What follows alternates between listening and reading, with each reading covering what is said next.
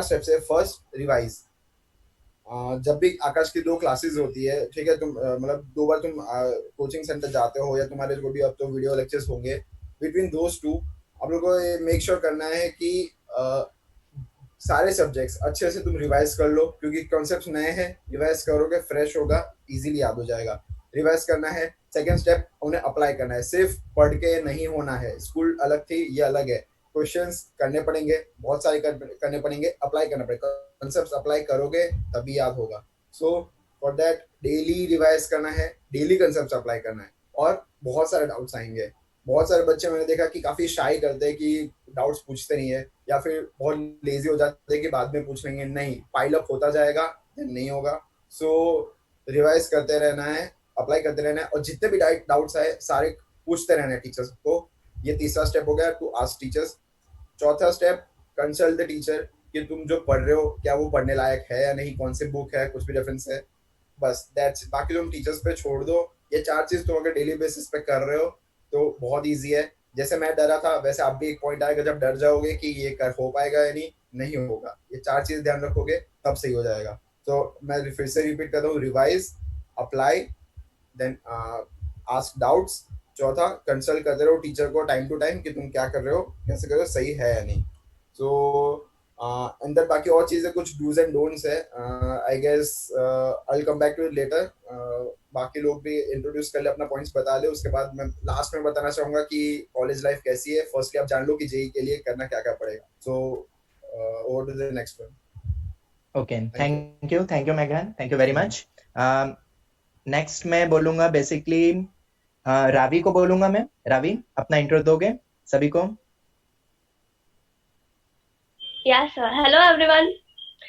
Myself, Ravi Patel, currently pursuing BTech at IIT Gandhinagar in civil engineering. आकाश में मैंने 9th में join किया था, सो मतलब मेरा 4 साल का एक्सपीरियंस है आकाश में। तो I know everything very well. तो फाउंडेशन में से भी किसी को कुछ पूछना हो तो मुझे पूछ सकता है। रही बात प्रिपरेशन की, तो मैं एक चीज एडमिट करना चाहूंगी कि मैं 11th में आई तब तक मुझे आईआईटी का फुल फॉर्म नहीं पता था। सो दैट वो फनी है। मैं पहले से ज्वाइन करके रखा है इसने, मतलब मैंने ऐसा सोचा ही नहीं था कि मुझे आईआईटी में जाना है। Like after coming to 11th standard मुझे पता चला कि ओके इस तरीके का सिनेरियो है, ऐसे जेई एडवांस होती है उसको ये। और उसमें भी मैंने ये तो कभी नहीं सोचा था कि वो, like in the beginning of 11th standard ये तो नहीं सोचा था कि एकदम आईआईटी क्रैक करना है ये वो। बस जो टेस्ट आते हैं उसमें हर एक टेस्ट में अच्छा करना है, अच्छा करना है। सो एक एक जो स्पेसिफिक चीज है जो मैं बताना चाहूंगी कि सब सब बच्चों को कि देखो कैसे करना है, उसके आंसर बहुत सारे मिल जाएंगे, बहुत सारे मिल, मतलब कैसे करना है वो सोचना 1 सेकेंड का काम है। लेकिन करना है या नहीं करना है ये तय करने में टाइम लग सकता है। मतलब अपनी पूरी जर्नी में कहीं ना कहीं तुम अगर ये नहीं तय करके चलोगे कि यार मुझे करना है कि नहीं करना, पूरी जर्नी में कहीं ना कहीं पॉइंट आएगा तब पे तुमको खुद को डाउट होगा कि यार करना है कि नहीं करना है। तो उस वक्त अभी से डिसाइड करके रखो कि जाना है कि नहीं जाना है, आईआईटी क्या है सब सोच के रखो। क्योंकि जब तक आप इस बात के लिए श्योर नहीं होते ना कहीं आपका वो मोटिवेशन टूट जाता है। और सी उस टाइम वापस बिल्डअप होने के लिए तरीके बहुत है। लाइक बहुत लोग आपको, मतलब टीचर्स तो बहुत हेल्प करेंगे ही। तो क्या पढ़ना है, कैसे पढ़ना है, कैसे स्टडी करनी है, कैसे याद रखना है, ये वो तो बहुत लोग मिलेंगे आपको बताने के लिए। बट वो आप करने को रेडी हो कि नहीं उसके लिए आपको खुद को मोटिवेट करना पड़ेगा। और मैं अपना पर्सनल एक्सपीरियंस बताऊं तो आई एम स्टूडेंट की जिसका मोटिवेशन बहुत टाइम तक नहीं रहता है। लाइक पीरियडिकली चला जाता है और उसमें कुछ गलत भी नहीं है। मतलब ऐसा होता है ना कि हम कुछ ऐसा डिसाइड करते हैं, फिर कुछ दिन तक फॉलो करते हैं, फिर मन नहीं होता पढ़ने का या वैसा कुछ, थोड़ा सा demotivation. So it's okay to talk to someone. Like मैं हमेशा रोहन सर से बात करते थे तो वो मुझे वापस मोटिवेट कर देते थे। तो इट्स ओके कि आपको बार बार मोटिवेशन की जरूरत है, पर आपको पता है कि आपको, मुझे पता है कि मेरे को करना है। तो मैं बात कर देती थी कि सर आज मुझे मोटिवेट करो, आज मेरा मन नहीं हो रहा है पढ़ने का। तो पूरी प्रोसेस ऐसे चलती है। मतलब इफ यू हैव डिसाइडेड तो आपको तरीके बहुत मिल जाएंगे मतलब करने के। और वही कि क्या था कि एज अ गर्ल अगेन थोड़ा सा स्पेशल केस भी है कि इस तरह मेरा बेंडिंग कम ही रहा है, but still I am here and I am very proud of my self for that कि लेकिन उसका जो श्रेय है वो अगेन टीचर्स को ही जाता है, वो बहुत मोटिवेट करता है। I am happy I am at IIT Gandhinagar. Of course better हो सकता था, बट फिर तो जितना हो उतना कमी है। बाकी तो जैसे डाउट्स आएंगे sir, done. Thank you. Thank you Ravi.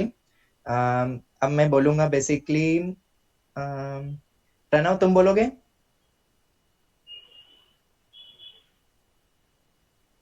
Hello hello. हाँ प्रणव, आवाज आ रही? हाँ हाँ आ रही है। अच्छा हाँ, ठीक। हाँ तो मैं प्रणव IIT BHU में हूँ, फर्स्ट ईयर करंटली। और मेरा जो एक्सपीरियंस है 4 साल ही आकाश में रहा है। मैं 9th में ज्वाइन किया था। तो जब मैं 9th में आया था तब 9th में आकाश ज्वाइन भी क्यों किया मैंने, सब पूरी जो हमारे स्कूल की कम्युनिटी जो है सब आ चुके थे, सब इंस्टीट्यूट में जा रहे थे सब, तो मैंने सोचा कर लेता ज्वाइन, तो ज्वाइन कर लिया।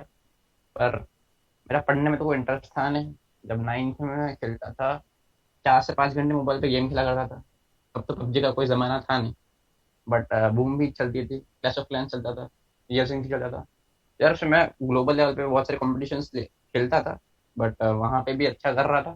फिर हुआ क्या, 10th में जो 4 5 घंटे गेम खेल रहा था, 10th में मेरा ऑलमोस्ट मैंने बंद कर दिया, छोड़ दिया। टीचर्स भी थे तो वहाँ से थोड़ा पढ़ना शुरू किया था। मेरा 9th में जब मैं टेस्ट देता था आकाश में, तो मेरी रैंक आती थी ऑलमोस्ट 40 के अराउंड, और उसमें स्ट्रेंथ भी 40 कितनी दी थी। तो वहां से जब मैं आया 10th में, फिर पढ़ना शुरू किया था। वहां से आप पढ़ रहे हो तो आपको फिर मोटिव क्लियर होना चाहिए कि आप क्यों पढ़ रहे हो। पर मेरा जो गोल था 10th में एनटीएस क्लियर करना था, तो उस हिसाब से मैंने अपनी प्रिपरेशन जो थी, तो मतलब 9th मैंने कुछ नहीं किया, तब भी मैंने 6 मंथ्स में 9th और 10th का पूरा सिलेबस कवर किया था और एनटीएस का प्रिपेयर किया था। फिर जब मेरे पास जो 6 मंथ्स थे आफ्टर, जो बोर्ड एग्जाम के पहले होता है एनटीएस होने के बाद, तो मेरे फ्री टाइम रहे थे, तो उसमें आप बहुत कुछ कर सकते हो। तो स्टार्टिंग में पढ़ लेना अच्छी बात है। अब फिर 11th में आप 11th की प्रिपरेशन मैंने शुरू कर दी थी थोड़ी बहुत। तो स्टार्टिंग के जो 11th का जो था वो काफ़ी अच्छा पोर्शन रहता है, तो आप प्रिपरेशन अच्छे से शुरू कर सकते हो। एंड फिर आप जब पढ़ रहे हो तो टीचर्स से कभी मार्क्स कभी गिरेंगे, कभी अच्छे आएंगे। फॉर एग्जाम्पल मेरे जो टेस्ट थे स्टार्टिंग बहुत अच्छे रहे थे, ऑलमोस्ट 290 क्रॉस करते थे टर्म टेस्ट में, और एयर टेस्ट में भी 280 जितने आ रहे थे। तो स्टार्टिंग के टेस्ट मेरे काफ़ी अच्छे रहे थे, बट जब स्टार्ट उसके 2 3 बाद जो AITS हुए उसमें थोड़ा बिगड़ गया। तब ये टीचर्स ही आपको कंसल्ट करना है उनसे कि क्या मिस्टेक्स हो रही है, और वो आपको गाइडेंस देंगे। अगर आप शर्माओगे कि आप कुछ नहीं कर पा रहे हो और ये पूछने से डरोगे कि यार ये क्या है, मेरे से कुछ नहीं हो रहा, तो आप कभी ग्रो नहीं कर पाओगे। ये टीचर्स ने आपको ऑब्जर्व किया होगा, जितना भी महीने हुए हैं, साल हुए हैं, वो आपको क्लियरली पता नहीं कि आपकी गलती क्या है, क्या आप मिसिंग कर रहे हो, और कहाँ आपको सही जाना है। तो ट्रैक आपको सही वो गाइड करेंगे। और सबसे बड़ी बात जो रहती है आप कोई भी कॉम्पिटिटिव एग्जाम क्लियर करने के लिए, वो रहती है माइंडसेट। अगर माइंडसेट ही नहीं है कि कॉम्पिटिटिव एग्जाम क्लियर करने, तो कोई कुछ भी कर ले, कुछ नहीं होगा। So you have to have the right mindset for clearing the exam. ठीक है। तो और इस एग्जाम को क्लियर करने के लिए, कोई भी जेई नीट कोई भी कॉम्पिटिटिव एग्जाम क्लियर करने के लिए, आपको डेली प्रैक्टिस करनी पड़ेगी, डेली कंसिस्टेंट रहना पड़ेगा। Discipline is the key. अगर आप डिसिप्लिन नहीं हो तो आप कुछ नहीं कर पाओगे। सिर्फ एग्जाम में, लाइफ में भी कुछ नहीं कर पाओगे, पर डिसिप्लिन इज द की। और जेई एग्जाम ऐसी एग्जाम है जिसमें आप 2 दिन में पढ़ के कुछ नहीं उखाड़ोगे, या 2 महीने में भी कुछ नहीं उखाड़ पाओगे। आपको 2 साल मेहनत करनी ही करनी है, और डेली करनी है, अपना डेली पर्पस। और जब आप एग्जाम देने जाते हो तो आपको वो चीजें कॉन्शियसली याद नहीं आती, आपको सबकॉन्शियसली याद करना पड़ता है। वो इमेजेस आपको दिखनी चाहिए, जो रोहन सर जो स्टार्टिंग में भी बोला होगा कि आपको नोट्स 10 बार रिवाइज करनी ही करनी है। वो क्यों कहते हैं, ताकि जब आप एग्जाम दे रहे हो तो आपको पास सोचने का टाइम नहीं होता, माइंड सबकॉन्शियसली एक्ट कर रहा है और आप कुछ वहां पे सॉल्व कर रहे हो। जब तक रिविजन नहीं होगा तब तक कुछ नहीं कर पाओगे। तो एग्जाम्स में रिविजन करना is the most important thing इस एग्जाम क्लियर करने के लिए, और आपको डेली करना है। तो yes, thank you sir. Thank you Pranav.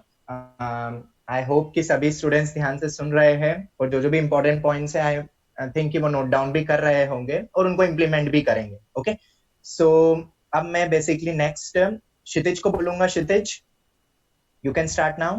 Hello. हाँ क्षितिज बोलो। हाँ सर, आवाज आ रहा है ना? हाँ हाँ आ रही है। हाँ ओके, तो मैं क्षितिज हूँ, मैं आईआईटी जोधपुर में अभी हूँ, first year computer science and engineering pursue कर रहा हूँ। तो मैंने आकाश 11th में ही ज्वाइन किया था, जब 11th स्टार्ट हुआ था तब। तो जब मेरा 10th की बोर्ड एग्जाम चल रही थी, उसके पहले मैंने कभी आईआईटी का नाम भी नहीं सुना था। मतलब आईआईटी ऐसा कुछ होता है वो भी मुझे मेरी मम्मी से पता चला था, और मेरा एडमिशन भी मैंने अपनी चॉइस से नहीं किया था, मेरी मम्मी ने ही करवाया था मेरा एडमिशन। और मुझे ऐसा कुछ इंटरेस्ट भी नहीं था, मतलब पढ़ाई में इंटरेस्ट था ठीक ठाक, क्योंकि स्कूल में जो होता है वो पढ़ लेते थे 10th तक, पर ऐसा कुछ पढ़ना है या कुछ करना है उसमें इंटरेस्ट नहीं था। पर जैसे ही मैंने आकाश में आया, यहाँ वहाँ के जो टीचर्स थे, रोहन सर, समीर सर, बाकी टीचर, वो काफी मोटिवेटिंग थे। उनका मतलब उनकी एनर्जी पूरे सुबह से रात काफी ज्यादा रहती थी, तो उनकी वजह से कुछ हुआ कि भाई कुछ करना चाहिए, हमें मेहनत करनी चाहिए। फिर उसके बाद जो पहले 2-3 महीने थे, वहां पे मैंने मेहनत करने का ट्राई किया, पर काफी स्ट्रगल था, क्योंकि 10th तक ऐसी कुछ मेहनत की नहीं है, लंबे घंटे बैठे नहीं है पढ़ाई करने, ऐसा कुछ डिफिकल्ट कुछ किया नहीं है। तो पहले 2-3 महीने काफी डिफिकल्ट रहा, पर फिर भी सब सर का काफी मोटिवेशन था और सपोर्ट था, तो धीरे धीरे जो पेपर्स में स्कोर थे और इम्प्रूवमेंट होने लगा, पढ़ाई में भी ज्यादा मजा आने लगा। फिर ऐसे ही मेरी जर्नी पिकअप हुई, और फिर तो 2-3 महीने बाद मतलब एक मोमेंटम कैरी हो गया, तो फिर 2 साल तक पूरा ही मोमेंटम रहा। हेलो। हाँ हाँ बोलो क्षितिज बोलो। हाँ, पूरा ही मोमेंटम रहा, तो वैसे क्लियर हो गया। तो जो आईआईटी के लिए जो मेन पॉइंट है वो एक ही, आईआईटी के लिए कोई अलग अलग फॉर्मूला नहीं है, एक ही फॉर्मूला है, मेहनत करनी है और मेहनत सही डायरेक्शन में करनी है। जो सही डायरेक्शन का प्रॉब्लम है वो तो टीचर्स तुम्हें हमेशा गाइड कर देंगे, उसका कोई प्रॉब्लम नहीं है। जो मेहनत है वो तुम्हें करनी पड़ेगी, अगर तुम नहीं करोगे तो फिर आईआईटी बिल्कुल क्लियर नहीं कर पाओगे। तो तुम्हें सिर्फ मेहनत करके टीचर्स को सपोर्ट करना है, टीचर तुम्हें हमेशा सही डायरेक्शन में ले जाएगा। ओके। और आईआईटी में जैसे बात हुई, तो आईआईटी में 90 to 100 चैप्टर्स आते हैं पीसीएम को मिला के। तो इसीलिए जो हर टॉपिक है, हर चैप्टर है, कोई भी सब्जेक्ट हो, पीसीएम, उसमें प्रॉपर रिवीजन होना चाहिए, और जो नोट्स है वो मुंह जबानी होने चाहिए, क्योंकि एग्जाम के वक्त याद करने का टाइम नहीं होता, जिसको याद होता है उसका दिमाग चलता है और उससे ही क्वेश्चन सॉल्व होता है। तो रिवीजन पूरा होना चाहिए। ऑल्सो जो जिसने रिवाइज तो कर लिया, पर उसको हर टॉपिक में क्वेश्चंस की प्रैक्टिस करनी पड़ेगी, क्योंकि जब प्रैक्टिस करेगा तभी दिमाग वो चीजें रिटेन करेगा और उसको उस चीजों का एप्लीकेशन पता चलेगा। तो एक तो वो चाहिए, ऊपर से पीसीएम तीनों का वेटेज आईआईटी में इक्वल होता है, तो तीनों सब्जेक्ट को इक्वल मेहनत से पढ़ना है। ऐसा नहीं कि इसको छोड़ दिया, किसी और को छोड़ दिया, ये मुझसे टफ है। जो टफ है उसमें ज्यादा मेहनत करनी है, पर तीनों सब्जेक्ट का इंपॉर्टेंस इक्वल है आईआईटी के लिए। और सर और तो अभी के लिए इतना ही है। ठीक है थैंक यू क्षितिज। अभी बाकी इनके क्वेरीज होंगे तो उसके अकॉर्डिंगली तुम आंसर्स देते जाना, ठीक है। मैं at last but not the least Aman को बोलूंगा। मैं अमन थोड़ा सा, मैं सभी स्टूडेंट्स पेरेंट्स को एक चीज बोलूंगा कि ये बच्चे ऐसे हैं जिन्होंने फर्स्ट टाइम, मतलब कई बच्चे ऐसे जो फर्स्ट टाइम इस टाइप से इंटरेक्शन कर रहे हैं, थोड़े से शाय भी थे कि सर हम कर पाएंगे कि नहीं कर पाएंगे। मतलब इनको इतना फियर जेई देते हुए नहीं था जितना इनको ये जूम में और टॉपर स्टॉक में बोलने के लिए हो रहा था। तो इसके लिए भी बच्चों को मुझे मोटिवेट करना पड़ गया कि नहीं, जैसे तुम थे वैसे ही ये बच्चे अभी आज हैं। और अगर जिस तरीके से तुमने अपने आप में एक ब्रॉड चेंज देखा कि हम कहाँ से कहाँ तक पहुंचे, वैसा ही चेंज अब आप तुम इनको भी बोलोगे बच्चों को, तो ये भी वैसा ही चेंज लाएंगे, ठीक है। तो मैं अमन को बोलूंगा basically. Aman can you start. Hello. हाँ अमन, आवाज आ रही है? हाँ आ रही है। अच्छा। हाँ तो नाम मैं अमन हूँ, और मैं अभी आईआईटी मद्रास में हूँ, और फिर इलेक्ट्रिकल इंजीनियरिंग कर रहा हूँ उसमें। और फिर जो ये आईआईटी वाली बात हुई, ये मेरे को पता तो था कि मेरे को आईआईटी करना है, मतलब बस इतना लगता था कि आईआईटी करना है, मगर कुछ ऐसा था नहीं कि इसके लिए ये करना है ये करना है। और फिर 11th में मैंने ज्वाइन किया आकाश, तो फिर कुछ आइडिया नहीं था, स्कूल से सीधे आकाश में आ गए। मेरे को लगता था आकाश में भी स्कूल जैसा ही पढ़ाई होता होगा, कि बस मतलब लिखने वाले क्वेश्चंस वैसे। मगर फिर ऐसे पहले कुछ दिन डर भी लगा कि नहीं, एप्लीकेशन। अच्छा, पहले कुछ दिन तो एप्लीकेशन का मतलब ही समझ नहीं आता था कि एप्लीकेशन क्या होता है। और फिर जैसे एक दिन मतलब ज्वाइन करने से पहले आकाश ये कोई ओरिएंटेशन था, तो उसमें समीर सर, रोहन सर ये सब थे, तो मैं भी गया था उसमें ऐसे ही। तो फिर उसमें ये समीर सर ने बोला कि इसमें टेंथ जैसा नहीं है कि लिखते रहना है। इसमें हर कॉन्सेप्ट का एप्लीकेशन है, उसको अप्लाई करना है, और फिर ये सब टेस्ट से ही आएगा। तो उस समय तो डर ही लगता है, क्योंकि ऐसा कुछ आज तक सोचा ही नहीं था। पर फिर कैसे कैसे वो हो गया, ज्वाइन हो गया। और ज्वाइन करने की भी कहानी है, मेरे को तो पता भी नहीं था मेरे को कौन सा इंस्टीट्यूट ज्वाइन करना है। और पर मतलब कंफ्यूज था, मैंने एंथे दिया था मगर कोई प्रिपरेशन नहीं थी, तो ठीक ठाक नंबर आए, कुछ खास नहीं आए थे। मगर फिर मतलब कुछ ना करके ज्वाइन हो गया। और अब ऐसे देखते हैं तो लगता है कि बहुत अच्छा डिसीजन था कि आकाश ही ज्वाइन किया। यहाँ की फैकल्टी और सब कुछ, स्टाफ और मटेरियल, सब कुछ बहुत अच्छा था। तो वो बहुत अच्छा डिसीजन रहा अभी तक का। और फिर जो कंसिस्टेंसी वाली बात है, वो कंसिस्टेंसी तो है ही बहुत इम्पोर्टेंट। मगर ये मेरी कंसिस्टेंसी पूरे 2 साल रही नहीं। वो मेरे मार्क्स में भी दिखते थे। जैसे शुरुआत में जब 10th के बाद 3 महीनों की छुट्टी मिलती है, तो उस समय तो मैं मतलब ठीक ठाक करता था, फर्स्ट फर्स्ट फर्स्ट नहीं, मतलब ठीक ठाक एवरेज मार्क्स आते थे। और फिर जैसे ही जो 10th की छुट्टियां खत्म हुई और स्कूल चालू हुआ, तब से मेरा पूरा परफॉर्मेंस गिरने लग गया। और वो मतलब जो बाइनोमियल चैप्टर था मैथ्स का, ये सब बीच के जो पार्ट था, पूरा रोटेशन और ये सब सब पूरा गिर गया। तो वो तो मार्क्स में भी दिख ही रहा था। और 11th में तो मेरा कुछ ऐसे खास था भी नहीं, क्या बोलते हैं, परफॉर्मेंस कुछ खास नहीं था। तो जैसे AITS में 11th में मेरा शायद 2 बार आया था अंडर 100 बस। 2 बार आया था, तो कुछ खास नहीं था। बाकी मैंने जो पिकअप किया थोड़ा बहुत, तो 12th में ही किया। 11th में तो समझते समझते ही रह गए कि क्या करना है। और सबसे इम्पोर्टेंट चीज़ जो थी, ये पहले दिन जब आकाश का था, तब रोहन सर सबसे पहली क्लास ली थी। उसमें लिखा था, पहले पेज पे लिखवाया था रोहन सर ने 3 बार बड़े बड़े, सबसे पहले लिखो रिवीजन रिवीजन रिवीजन, 3 बार लिखो, जो रिवीजन नहीं करेगा ऐसा। तो वो लिखा, और वो बात मेरे मन में थोड़ी ज़्यादा ही बैठ गई। मतलब मैं प्रैक्टिस से ज़्यादा रिवीजन ही करने लग गया। मतलब ऐसे मैं सोचता था कि प्रैक्टिस करूं फिर रिवीजन करूं, फिर नोट्स उठा के रिवीजन करने लगता था। मगर उसका फायदा भी है, नुकसान भी है, वो तो बाद में क्वेश्चंस पूछेंगे तो पता चलेगा। मतलब अमन, थोड़ा माइक थोड़ा सा पास में रखना, किसी किसी बच्चे को आवाज कम आ रही है थोड़ी। 1 मिनट सर, देखता हूँ। या थोड़ा सा अपनी, पता है तुम थोड़ा धीरे ही बोलते हो, थोड़ा सा अगर लाउड बोलोगे तो और अच्छा रहेगा सबके लिए। अभी आ रही है क्या आवाज? हाँ, आ रही आ रही है। अच्छा, हाँ, तो वो रिवीजन वाला पॉइंट मैंने बोला कि मैं प्रैक्टिस से ज़्यादा थोड़ा रिवीजन ही करने में लग गया। तो और फिर स्कूल में भी टाइम कम था, मतलब जो केवी है उसमें अटेंडेंस का था। और 11th में मतलब आज तक छुट्टी भी नहीं मारी थी 10th में, तो वो छुट्टी मारने में डर भी लगता था 11th में। फिर टीचर्स भी थोड़े नॉन सपोर्टिव थे। तो अब उसमें क्या ही बोले, मगर फिर भी अगर प्रैक्टिस, मतलब रिवीजन तो है इम्पोर्टेंट, मगर उसके साथ प्रैक्टिस भी बहुत इम्पोर्टेंट है। तो अ, हाँ, तो वो मेरी गलती थी कि मैंने प्रैक्टिस थोड़ी कम की। मगर फिर भी ठीक है, लास्ट में जैसी मेहनत की उस हिसाब से मिल गया। और फिर एक सबसे इम्पोर्टेंट पॉइंट है जो मैं अभी बता देता हूँ, क्वेश्चंस के लिए वेट नहीं करते हैं, कि ये इनऑर्गेनिक केमिस्ट्री जो है, ये मेरे सबसे इम्पोर्टेंट है ये। क्योंकि इसमें तुमको 10 मिनट में इतने मार्क्स मिल जाएंगे जितने किसी सब्जेक्ट में नहीं मिलेंगे। इससे इससे मैं पूरे 2 साल डरता रहा। पर लास्ट में जब एफ टी एस आए, तब कुछ समझ आया कि ये भी करना है, ये जो बहुत खराब मार्क्स है। तो उसके लिए भी पढ़ने के बहुत सारे अलग अलग तरीके हैं, खुद ही जुगाड़ बनाना, न्यूमेरिक्स, क्या बोलते हैं उसको, न्यूमेरिक्स बनाना।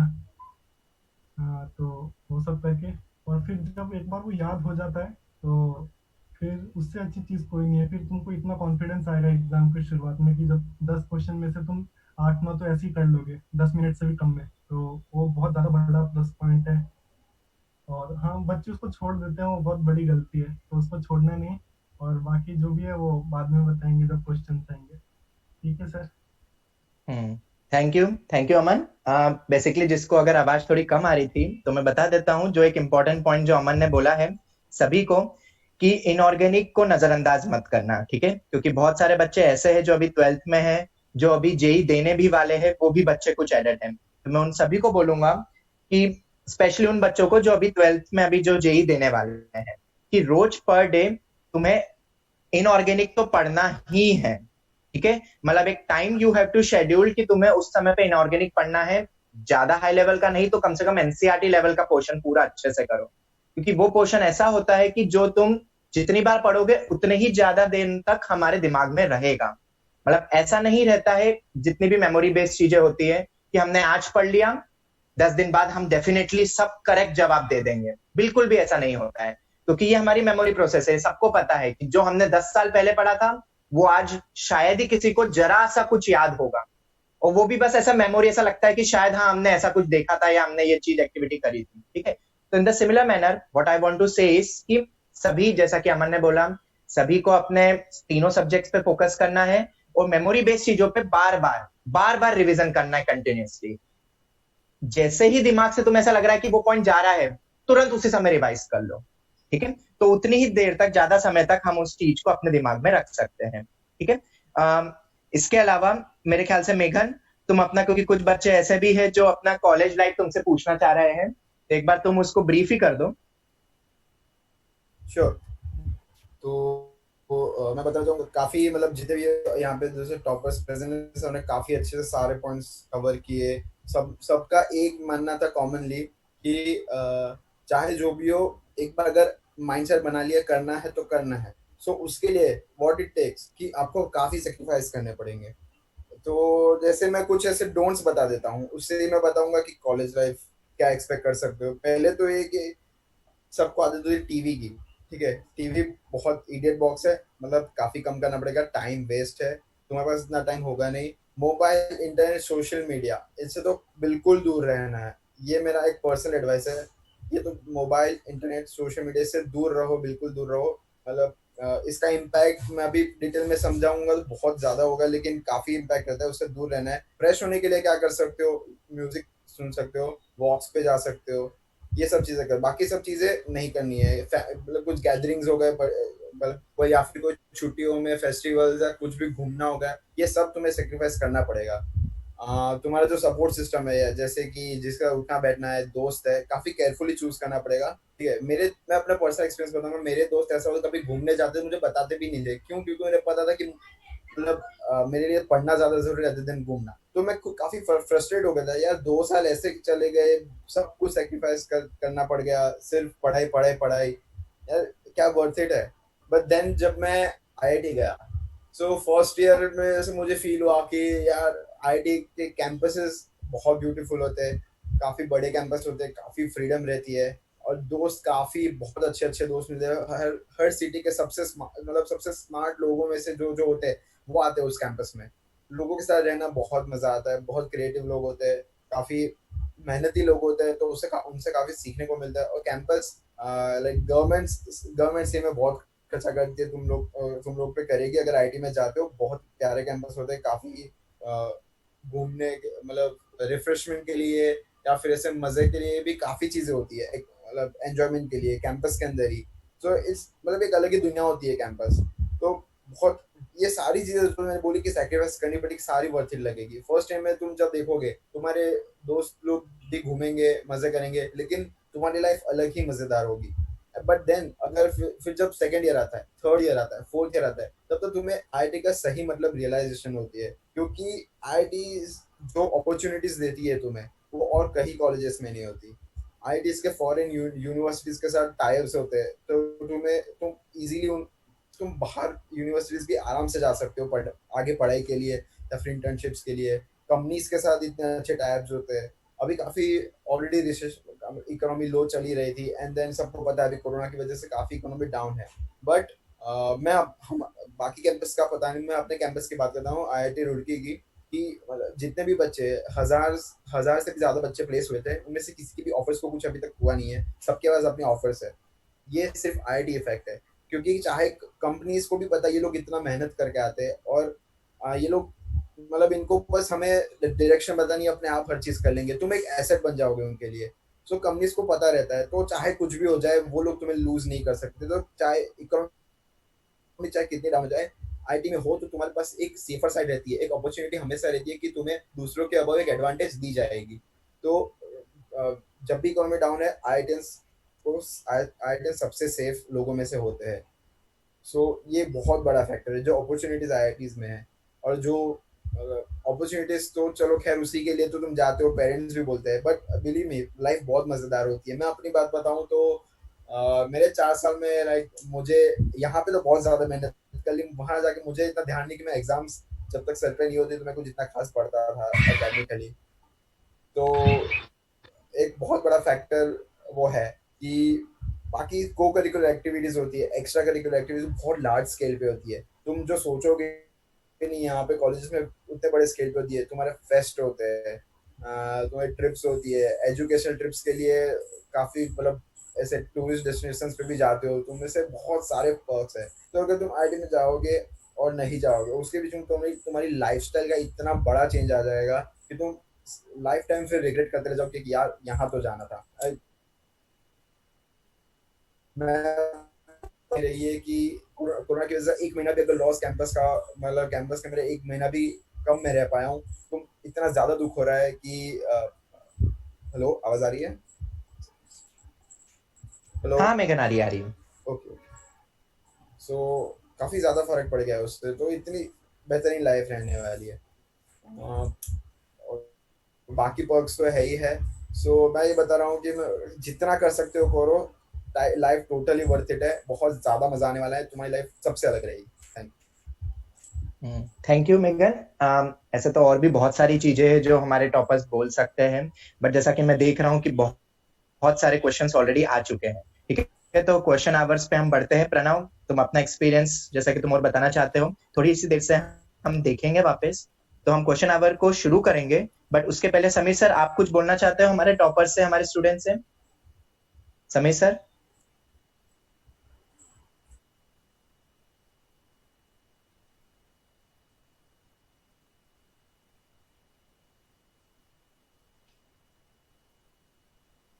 समीर सर।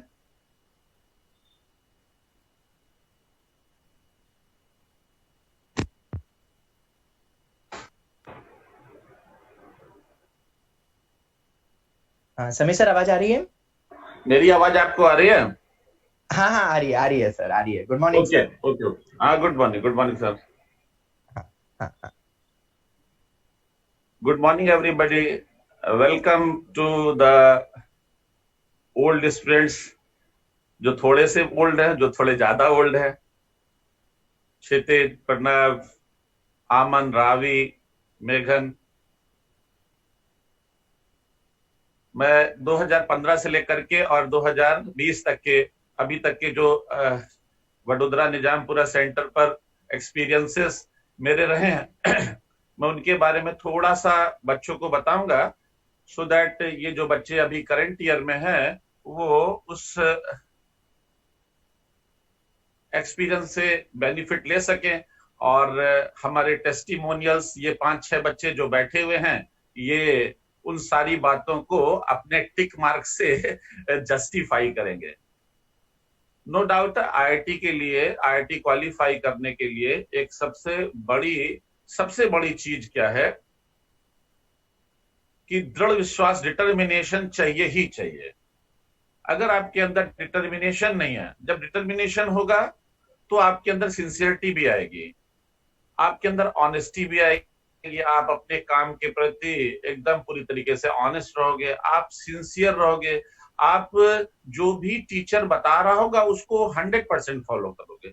यहाँ पर कुछ कम या ज्यादा फॉलो करने की बात नहीं है। आप डिटरमिन हो जाओ एक बार कि मुझे इस चीज को, इस गोल को अचीव करना है, तो पक्का है कि आप उस गोल को अचीव कर पाओगे। और यही इन बच्चों ने किया है।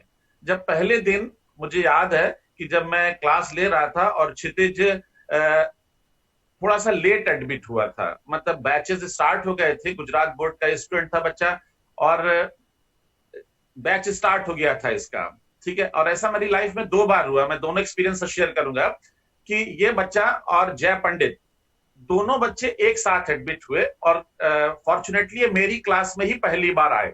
जैसे ही इस बच्चे ने दरवाजा खोला, जय पंडित इसके पीछे था, तो ये बड़ा चुलबुला टाइप का बच्चा है, मैं आप सबको बताऊं कि जैसे इसने दरवाजा खोला तो इसकी जो बॉडी एनर्जी थी उसको देख करके मुझे लगा कि ये निकलेगा, ये बच्चा आईआईटी में जाएगा। ये मेरी इस बच्चे को देखने के बाद पहली फीलिंग थी और लास्टली ये बात पूरी भी हो गई। ऐसा ही 2008 में मेरे सामने साथ एक बच्चा आया था, उसने भी दरवाजा खोला, उसके बाल बहुत कड़े थे और एकदम खड़े भी थे सर, पूरा एकदम मतलब स्याही जैसे लग रहा था। अर्जुन मिश्रा उसका नाम है और आज की डेट में वो बहुत अच्छी पोजीशन पर यूएस में किसी मल्टीनेशनल में जॉब कर रहा है, मेरे फेसबुक अकाउंट में है वो। उस बच्चे के साथ भी सेम यही वाकया हुआ कि जैसे उसने दरवाजा खोला मेरी क्लासरूम का और वो लेट था उस क्लास में, और जैसे अपना सर केवल अंदर निकाला, सर मे आई कम इन, मैंने कहा ये बच्चा है, ये निकलेगा।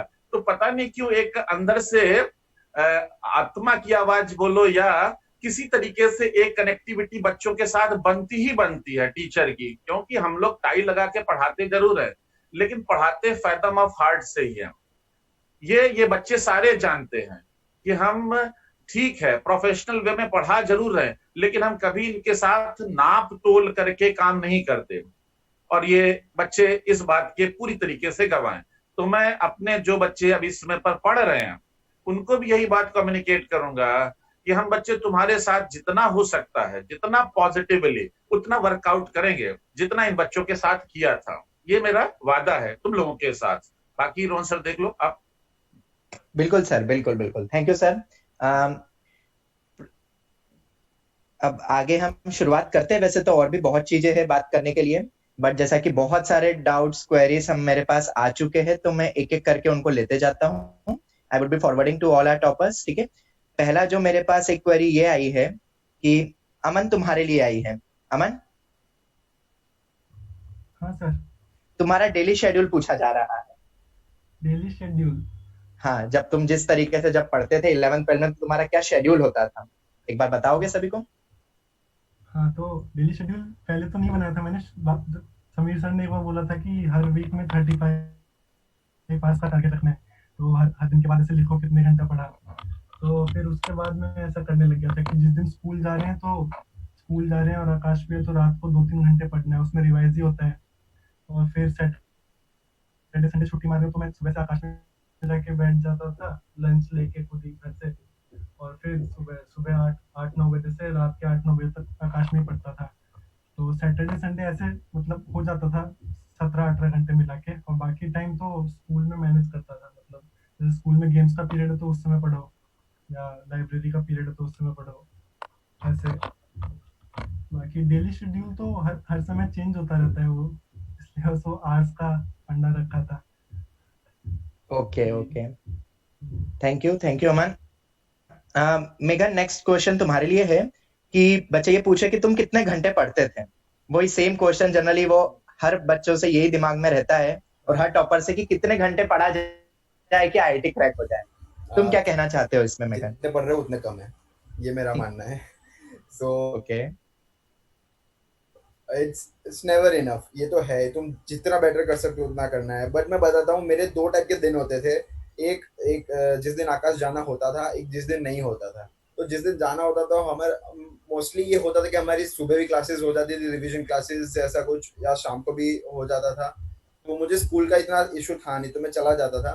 तो सुबह हमें 8 साढ़े 8 बजे पहुंच जाते थे आकाश, और रात के 8 साढ़े 8 तक वही रहते थे, 12-12 घंटे। उसमें से बीच में 1-8 घंटा ब्रेक ले लिया करते थे लंच के लिए। बाकी जब क्लासेस होती थी तो वहां होते थे, अगर क्लासेस नहीं हो रही है तो वहीं बैठ के पढ़ा करते थे। तो ऐसे पूरा दिन होता था जब आकाश जाते। जब घर पे होते थे तो थोड़ा मतलब ईज हो ही जाता था। तो घर पे मैं बता सकता हूँ कि टोटल बाकी सारी चीजें गिन के टाइम निकाल के 8 घंटे तक पढ़ ही लिया करते थे। इसमें ये ऐड करना चाहूंगा कि ये डिपेंड करता है तुम्हारी एफिशिएंसी की। देखो तुम बहुत ज्यादा एफिशिएंट हो तो तुम थोड़े आवर्स कम करके बाकी थोड़ा फ्रेशन अप भी अच्छे से हो सकता है। मेरी खुद की एफिशिएंसी थोड़ी सी मुझे लगता था कि कम थी, इसलिए मैं ज्यादा आवर्स पुट इन करता था। तो ये पर्सन टू पर्सन डिपेंड करता है। तो मेरे बस ये 2 टाइप के दिन होते हैं, या तो जिस दिन आकाश जा रहे हैं तो उस दिन 12 घंटे जितना हो जाता था, जिस दिन नहीं जा रहा हूँ, जिस दिन घर पे ही होता हूँ तो 8-9 घंटे हो जाता है, ताकि मेरी एफिशिएंसी के हिसाब से वो टोटल 5-6 घंटे जितना हो जाए। तो जैसा कि अमन ने बताया, अगर वीक में 35 घंटे कर रहे हो तो दिन में आ जाते 5 घंटे, तो एट द एंड वही रहना है 5-6 घंटे जितना एफिशिएंटली। तो उसके हिसाब से अब तुम देखो कितने एफिशिएंट हो और अपने आवर्स डिसाइड करो। थैंक थैंक यू मेघन, थैंक यू। नेक्स्ट क्वेश्चन ये है, ये मैं क्षितिज से पूछूंगा। क्षितिज, बच्चों को ये प्रॉब्लम हो रही है कि स्पीड कैसे बढ़ाए पेपर देते समय, मतलब, और ये बहुत सारे बच्चों के साथ यही एक प्रॉब्लम रहती है कि सर टाइम नहीं मिल पाता है, मतलब जो पढ़ रहे हैं बच्चे तो उनको टाइम कम पड़ता है पेपर के वक्त। तो ऐसा क्या करे, किस तरीके से पेपर देने की आदत डाले कि अप्रोप्रिएट टाइमिंग पे या उसके कम टाइम में ही हमारा पेपर पूरा सॉल्व हो जाए। ओके, तो पहले तो मैं बता देता हूँ, मेरी स्पीड तो काफी अच्छी थी, क्योंकि मैं तो पेपर एक्चुअली 3-4 बार देख लेता था पूरा, हर क्वेश्चन। तो स्पीड का तो एक ही सॉल्यूशन है कि जो भी टॉपिक है उसमें तुम्हें प्रैक्टिस करनी है। मतलब नोट्स तो पहले रिवाइज होने ही चाहिए, पूरे नोट्स याद होने चाहिए, और उस टॉपिक पे प्रैक्टिस करके सारे टाइप के वेराइटी देख लेनी है। पहले तो क्लास में सर ज्यादातर 90-95% वेराइटी दिखाते ही है, तो उसको तो पहले याद रख लेना है, वो पूरे याद होने चाहिए। और कोई भी एक बुक जो सर कहे उस टॉपिक के लिए, उसको पूरी सॉल्व करके वो पूरी रिवाइज और याद होनी चाहिए। तो ऐसा हर टॉपिक और चैप्टर में करोगे तो अपने आप ही पेपर में प्रैक्टिस आ जाएगी। ओके, थैंक यू क्षितिज। हाँ, और एक और चीज, और पीसीएम में आपको जो सब्जेक्ट, मतलब जो सबसे ज्यादा इजी लगे या जिसपे लगे मेरी ज्यादा कमांड है, उससे चालू करना चाहिए। क्योंकि जब पेपर के वक्त 5-6 क्वेश्चन सॉल्व होते हैं तो अपने आप ही मोमेंटम आ जाता है और अपने आप ही दिमाग चल के स्पीड बढ़ने लग जाती है। ओके ओके, हाँ, थैंक यू। एक क्षितिज तुम ही जवाब दे दो, एक और अभी जस्ट आया है कि आप कौन कौन सा मटेरियल यूज करना चाहिए अपार्ट फ्रॉम आकाश, कोई रिक्वायरमेंट है कि या कौन सी बुक हमें स्पेशली रिफर करनी है? तो मतलब हर सब्जेक्ट के लिए अलग अलग बुक होंगी, तो वो तो टीचर अपने आप बता ही देंगे। पर वो मेन चीज क्या है कि टीचर जो बुक बताए तो वो एक बुक पूरी की पूरी करनी है। मतलब उस अगर टीचर ने बोला है कि इसका ये चैप्टर करना है, तो ये चैप्टर पहले पेज से लास्ट पेज तक पूरा कर लेना है। तो वो तो टीचर्स बता ही देंगे, उसमें कुछ ऐसा नहीं होता कोई अलग बुक कर रहा है, कोई सब जो स्टैंडर्ड बुक्स है वो सब बता ही देंगे sir. Okay okay, thank you Kshitij. Next question Pranav तुम्हारे लिए है कि जो कि अभी 12th में जो अभी जेई देने वाले हैं उनको एक क्वेरी ये आ रही है, और स्पेशली प्रणव से पूछा है एंड रावी से, कि स्ट्रीम कैसे ऑप्ट करें। मतलब पेरेंट्स का कुछ और कहना है, उनकी खुद की विश कुछ और है। तो तुमने किस तरीके से अपनी स्ट्रीम को लिया था, मतलब कॉलेज में? प्रणव पहले तुम बोलोगे। हाँ सर, हेलो। हाँ बोलो प्रणव। हाँ, तो देखो, स्ट्रीम का सबसे बड़ा मिसकंसेप्शन है कि यार सबसे अच्छी कंप्यूटर साइंस है, फिर आती है हमारा ये एमएनसी आ गया, मैथमेटिक्स कंप्यूटिंग आ गया, फिर इलेक्ट्रिकल इलेक्ट्रॉनिक्स, ये चलता रह रहा है। बट मेरा जो था ना, मतलब मैं भी जब अपनी चॉइस फिलिंग कर रहा था जोसा का, तो सबने, मतलब एक और पास आउट था सीनियर आकाश से, तो उसने मेरे को बोला सीएससी भरनी ही भरनी है, बल्कि उसमें मेरा जीरो इंटरेस्ट था और मेरे को मिल भी जा रहा था काफी कॉलेजेस में। बट मेरा ये था कि मेरे को मैकेनिकल करना है, क्योंकि मेरे को पहले से कार्स में ज्यादा इंटरेस्ट है। तो मैंने सीएससी का मैंने भरा ही नहीं था अपने जोसा की फॉर्म फिलिंग में। कंप्यूटर साइंस मैंने भरा ही नहीं, क्योंकि मेरे को कोई इंटरेस्ट भी नहीं है। मतलब इंटरेस्ट आता किस बात से, पैकेज पैकेज देख के आता सब लोग का। हमारा जो आईआईटी बीएचयू का पैकेज है कंप्यूटर साइंस का, एवरेज पैकेज जो है वो 25 लाख है। एवरेज पैकेज बता रहा हूँ मैं, 25 लाख सीएससी का। बट फिर भी मैंने वो कहीं पे भी नहीं भरा वो सीएससी। तो आपको देखना है कि आपको क्या इंटरेस्ट आ रहा है। अगर आपका इंटरेस्ट क्लियर नहीं है तो मैं ये एडवाइस करूंगा कि आप स्ट्रीम मत देखो, कॉलेज देखो, क्योंकि कॉलेज से बहुत डिपेंडेंट होता है। फॉर एग्जाम्पल आप कॉलेज में जा रहे हो, तो आप आईआईटी बॉम्बे में जा रहे हो, तो आपको एक एनवायरमेंट क्रिएट होता है। आप आईआईटी बॉम्बे मेटलर्जी में भी हो, ठीक है, तो उससे मैटर नहीं करेगा, क्योंकि आईआईटी बॉम्बे में जो एनवायरमेंट रहता है, आप और फॉर एग्जाम्पल आप इंडिया के टॉप 500 बच्चों से बातें कर रहे होंगे, जब वो इंटरेक्ट कर रहे हो आप उन लोगों से, तो आपके जो माइंडसेट जो होगा चेंज होगा, आपका जो सोचने का तरीका होगा वो चेंज होगा। तो आप भले ही मेटलर्जी ब्रांच में हो, आप एक से एक कंपनी फोड़ सकते हो। और आईआईटी में ना कोई भी टेक कंपनी होती है, फॉर एग्जाम्पल अमेजोन, गोल्डमैन सैक्स, कोई भी हो गया, तो आपको ब्रांच के ऊपर जज नहीं करता कि ये ब्रांच का बच्चा ही मेरे को चाहिए। अगर आपको कोडिंग आती है, अगर आपको ये आता है, बीएस एल्गो आता है, कोडिंग आती है, तो आप कोई भी कंपनी फोड़ सकते हो और आपको कोई कंपनी मना नहीं करेगी। और पैकेज भी सीएससी से ज्यादा उठा सकते हो अगर आपको नॉलेज है। और रही बात आईआईटी से पैकेज क्यों उठा, अच्छी कॉलेज क्यों चूज करनी है अगर आपको स्ट्रीम क्लियर नहीं है तो। अगर स्ट्रीम क्लियर नहीं है, अगर आपको चाहिए कि कंप्यूटर साइंस ही ले लेते हैं, सब ट्रेंडिंग में है, तो अगर बहुत ही मतलब कोई भी कॉलेज ले रहे हो फॉर एग्जाम्पल नई नई, तो उसमें रहेगा ये कि आपको पैकेज जो है वो शायद इतना ना मिले, क्योंकि वो भी ग्रोइंग कॉलेज है। तो कंपनीज भी आती है शायद, सारी कंपनीज नहीं आएगी, फॉर एग्जाम्पल अमेजोन वगैरह, मर्सिडीज वगैरह सब नहीं आती वहाँ पे, तो नई नई आईआईटीज में तो आपको उतनी अपॉर्चुनिटीज नहीं मिलेगी। तो अगर आपको स्ट्रीम क्लियर नहीं है तो आप कोई भी स्ट्रीम ले लो, आपको पहले कॉलेज प्रेफरेंस देना आईआईटी जो टॉप कॉलेज है, क्योंकि आपका एवरेज पैकेज बहुत अच्छा रहता है। और रही बात कोडिंग में, अगर आपको इंटरेस्ट है तो फिर आप कॉलेज देख सकते हो, क्योंकि अगर आपने मैकेनिकल लिया, अगर आपको कोडिंग करनी है तो आपको वर्कलोड बढ़ जाएगा और कुछ नहीं। और सीएस में एडवांटेज ये रहता है कि आपको वही करना है पूरे 4 साल कोडिंग। स्ट्रीम अगर डिफरेंट है तो बस आपको थोड़ा वर्कलोड होगा, बट अगर करना है तो आप कर सकते हो। और मैंने तो अपना कॉलेज ही देखा था, जो मैकेनिकल अच्छा था, और बीएचयू में काफ़ी ओपन कैंपस है, ज़्यादा अपॉर्चुनिटीज मिल जाती है, आप कुछ भी कर सकते हो बाहर जाके। दैट्स व्हाई मैंने वो चूज किया था। Thank you Aman. I hope बहुत सारे बच्चों की ये क्वेरी क्लियर हो गई होगी कि किस तरीके से सब्जेक्ट ऑप्ट करना है और क्या सोच के ऑप्ट करना है। ठीक है, नेक्स्ट जो क्वेरी है वो मैं बेसिकली क्षितिज से पूछूंगा। क्षितिज, कैसे अपने डिस्ट्रैक्शंस को हटाएं? मतलब बहुत सारे डिस्ट्रैक्शंस ये आ रहे हैं कि बच्चों को कि सर अभी लॉकडाउन में सो कॉल्ड सभी बच्चे घर पर ही है, तो जैसे कोई पेरेंट्स या उनके कोई कजिन वगैरह एंजॉय कर रहे हैं तो बच्चों को भी लग रहा है कि हम भी एंजॉय कर ले, पढ़ लेंगे बाद में, क्या है उसमें, लॉकडाउन हटेगा उसके बाद मेहनत कर लेंगे। तो अपने टाइम को कैसे यूटिलाइज करें, कैसे डिस्ट्रैक्शंस को हटाए अपनी लाइफ से? ओके, तो पहली चीज तो पहले तो ये तो बिल्कुल बेवकूफी जैसी सोच है कि अभी टाइम है, अभी टाइम है, अभी सोओगे अभी पता भी नहीं चलेगा, 2 महीने भी हो जाएंगे और कॉलेज के 4 साल भी हो जाएंगे। तो टाइम है, वो तो अपने को सिर्फ फालतू का एक्सक्यूज देना है जिसको नहीं करना है। जिसको करना है उसको बताए कि टाइम है, वो अभी है, आज का मेरे पास टाइम है, जब तक सोने का टाइम है, और मेरे पास कुछ टाइम नहीं है। और जब डिस्ट्रैक्शन की बात हुई तो पहले तो जो टीचर्स है हमारे पास, रोहन सर, समीर सर, वो काफी एनर्जाइज और मोटिवेटेड रहते हैं। तो पहले तो हमको उनको देख के मोटिवेट होना है और खुद के अंदर एनर्जी लानी है कि भाई मुझे करना है, मुझे आईआईटी क्लियर करना है।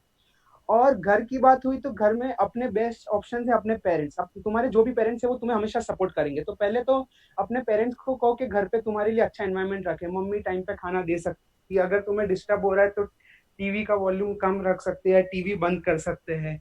और फिर डिस्ट्रैक्शन से रोकने का एक ही तरीका, एक तो पहले अगर हो कि मुझे कुछ करना है तो सिर्फ ऐसा रखो कि 5 मिनट बाद करूंगा, तो शायद 5 मिनट बाद इच्छा भी कम हो जाएगी। और बाकी तो प्रैक्टिस से ही आएगा कि मुझे नहीं करना है, मुझे इस पे फोकस करना है। ठीक है, थैंक यू क्षितिज। हाँ, वरना तो एक डिस्ट्रैक्शन आज है, कल दूसरा है, कल बिल्कुल तीसरा है, वो तो कभी खत्म नहीं होने वाला। बिल्कुल बिल्कुल। बाकी तो तुम्हें जैसे कहीं पे भी लगता है तो गाइड, मतलब जैसा कि बोला, अपने पेरेंट्स से बात करो, टीचर से बात करो, एक पर्टिकुलर टाइम शेड्यूल बनाओ जिसके अकॉर्डिंग अपने आगे की स्ट्रेटेजी को रखो। ठीक है, रावी, तुमसे बेसिकली पिछला भी एक क्वेश्चन था और एक क्वेश्चन और आया है, इसलिए मैंने सोचा रावी कि तुम एक साथ ही दोनों क्वेश्चंस के तुम्हें जवाब देने हैं। नंबर 1 क्वेश्चन ये है कि तुमने अपनी फील्ड ऐसा गर्ल कैसे ऑप्ट करी? ठीक है, क्या सोच के तुमने करा? क्योंकि गर्ल्स को जनरली ऐसा लगता है कि फील्ड वर्क हमें नहीं पसंद होना चाहिए, हमारे लिए कंप्यूटर साइंस जॉब ही सबसे अच्छा है। एक ये वाला क्वेरी आया है, और दूसरा ये आया है कि तुमने स्कूल को कितना इंपॉर्टेंस दिया है? हाँ, तो सर सबसे पहले तो जो भी ब्रांच के बारे में जो बताना था वो मेनली प्रणव ने बता दिया, बस सब सही है। एक्चुअली क्या होता है कि कॉलेज में जाकर आपको ऑप्शंस बहुत मिल जाते हैं, और स्पेशली आपको मैं एक बात बोलना चाहूंगी कि आईआईटी गांधीनगर में जो ब्रांच चेंजिंग के रूल्स है, like after first year you can change your branch, वो बहुत लिबरल है। तो वो एक रीजन है कि आईआईटी गांधीनगर में आने का। और दूसरी बात ये कि अब फील्ड जॉब, देखो अब क्या हो गया कि वो हमको इंजीनियरिंग में इतनी फीमेल कैटेगरी को इतनी छूट क्यों दे रहे हैं, वो इतना हमको मोटिवेशन क्यों दे रहे हैं, क्योंकि दे वांट, अब वो गया कि मैकेनिकल इंजीनियरिंग अब ऐसा नहीं रहा कि आपको हाथ काले करने ही है, आपको हर एक फील्ड में आपके अनुसार जॉब मिल ही जाएगी। सो अब ऐसा वो एज ओल्ड जो हम सोचते रहते हैं वो सब नहीं रहा है। तो वो सब चीजें सोच के नहीं ऑप्ट करना चाहिए। और जो दूसरा क्वेश्चन था स्कूल का, स्कूल स्कूल का क्या है देखो, जो हमारे हमारे केस में कैसा था, हमारी मैं गुजरात बोर्ड से हूँ, तो हमको 50-50 था, like 50% was MCQ and 50% was subjective, जो कि अब चेंज हो गया है, पूरा सब्जेक्टिव हो गया है। 50% जो एमसीक्यू था, वो एमसीक्यू की प्रिपरेशन तो हम लोग हमेशा फुल मार्क्स आते थे स्कूल के टेस्ट में, क्योंकि एमसीक्यूज की प्रैक्टिस आकाश से बहुत मिल जाती थी, प्लस सब्जेक्टिव टेस्ट भी होते थे। और लेकिन क्या होता है कि गुजरात बोर्ड का थोड़ा सा वो अलग रहता है, किस तरीके से लिखना है आंसर।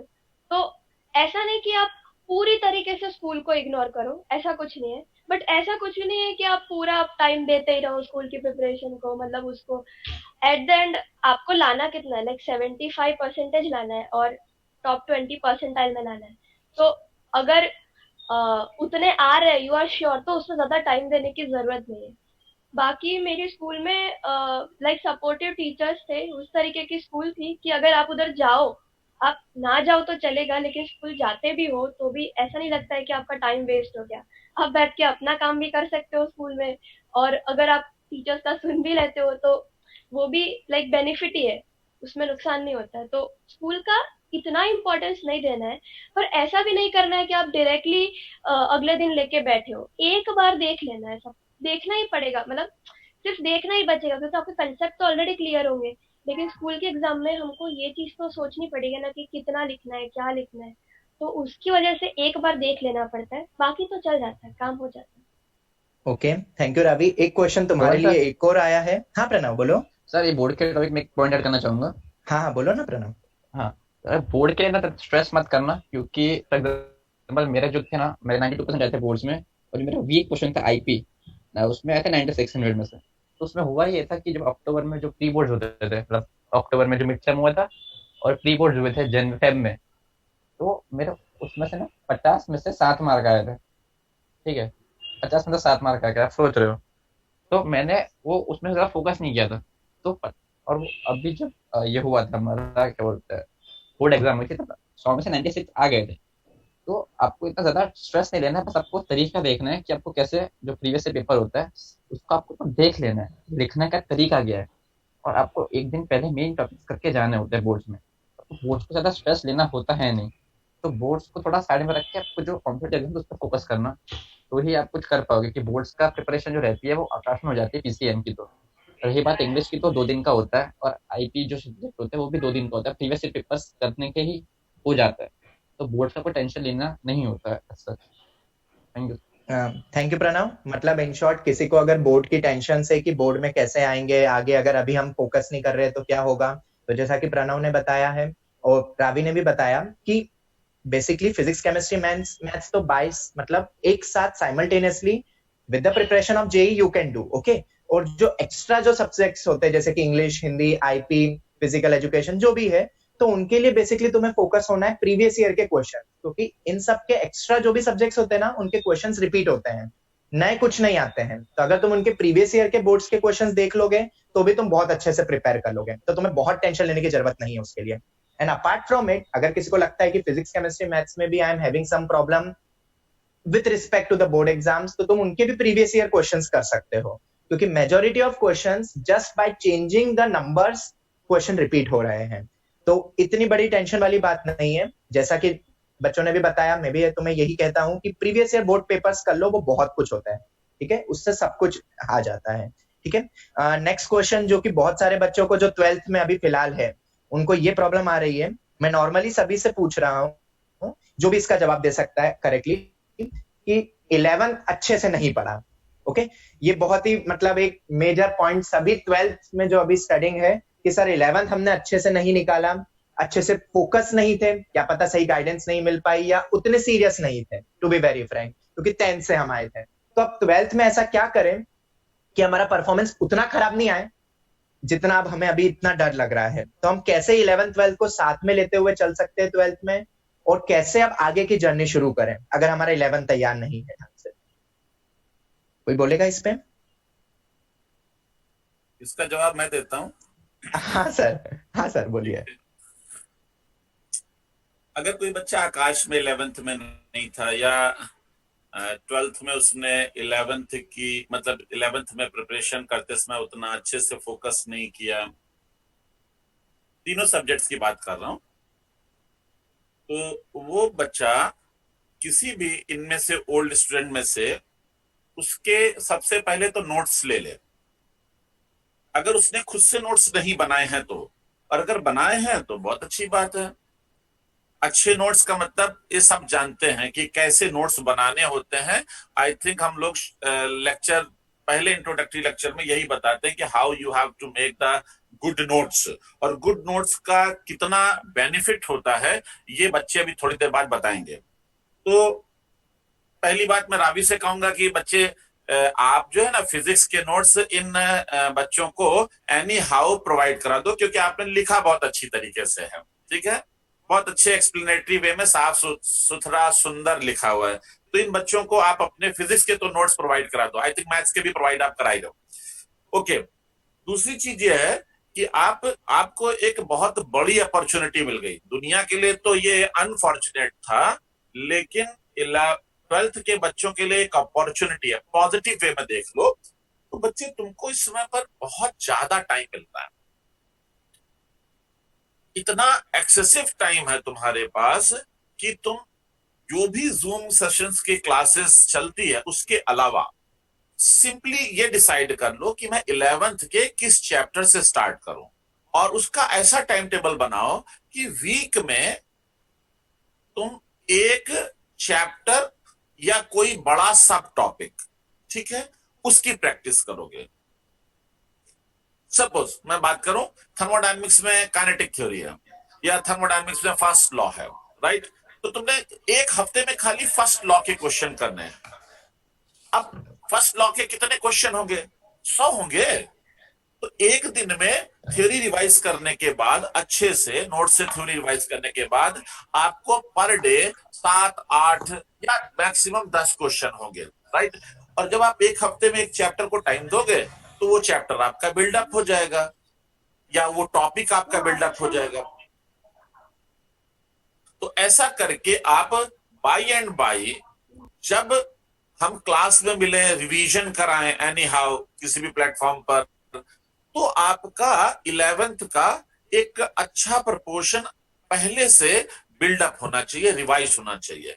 और इस समय पर कर ही सकते हैं कि रिवाइज करें और प्रैक्टिस करें। हाँ, चैप्टर आप ग्रेड कर सकते हो कि पहले मैंने इसको उठाना है, कोई हो सकता है काइनेमैटिक्स से उठाना चाहता है, किसी को लॉज ऑफ मोशन में लग रहा है कि हाँ लॉज ऑफ मोशन में इजी है, मैं यहां से स्टार्ट कर सकता हूं। मैं केवल फिजिक्स का एग्जांपल ले रहा हूं।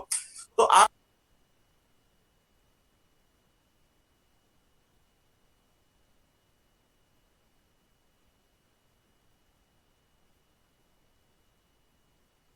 वन बाई वन जो है वो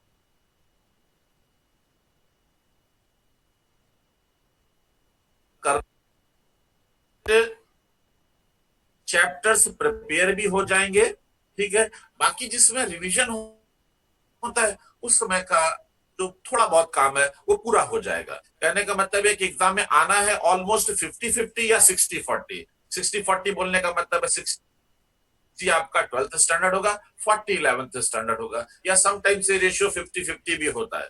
तो अगर 50% का काम आपने 50% पहले से करके रखा है तो आप देखो कितना क्लोज टू द टारगेट पहुंच गए, क्योंकि 12th तो फ्रेश होता ही होता है। अब 11th का आपने आधा काम रिवाइज कर लिया था, आधा हम लोगों ने करा दिया, और आप रेडी हो गए एग्जामिनेशन के लिए। तो आप इस तरीके से प्रिपेयर कर सकते।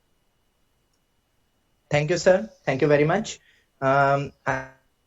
आई होप सभी बच्चों को समझ आ गया है कि 12th के साथ साथ 11th को कैसे करें और किस तरीके से टाइम शेड्यूल डिवाइड करें अपना एंड ऑल, ठीक है। हाँ प्रणव बोलो। ऐड करना चाहूंगा। हाँ बिल्कुल बिल्कुल। जब जैसे कि 11th में मेरा कोनिक सेक्शन कौन सा जानते ही है, और उसमें जब टर्म टेस्ट और एआईटीएस होते थे, मतलब मेरा बिल्कुल ही मेरे को कोनिक सेक्शन मेरा नहीं हुआ था, मतलब 0% था। जब भी टेस्ट हुए टर्म टेस्ट और एआईटीएस में मेरे 20-25 मार्क्स ही आए थे 120 में से। और जब 12th के एंड तक भी, जब जनवरी आ चुका था, जन सेशन से मतलब दिसंबर तक, मतलब नवंबर तक जो था, वहां तक मेरा कोनिक सेक्शन शुरू भी नहीं हुआ था, मतलब मुझे नहीं आ रहा था मार्क्स।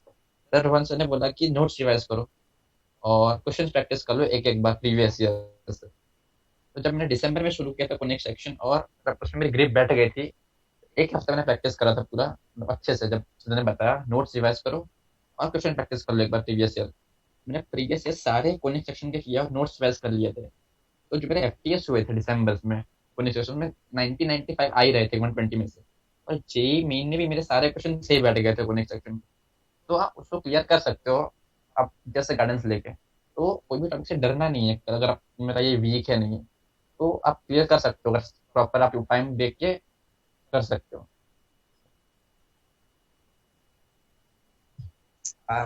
Thank you Pranav.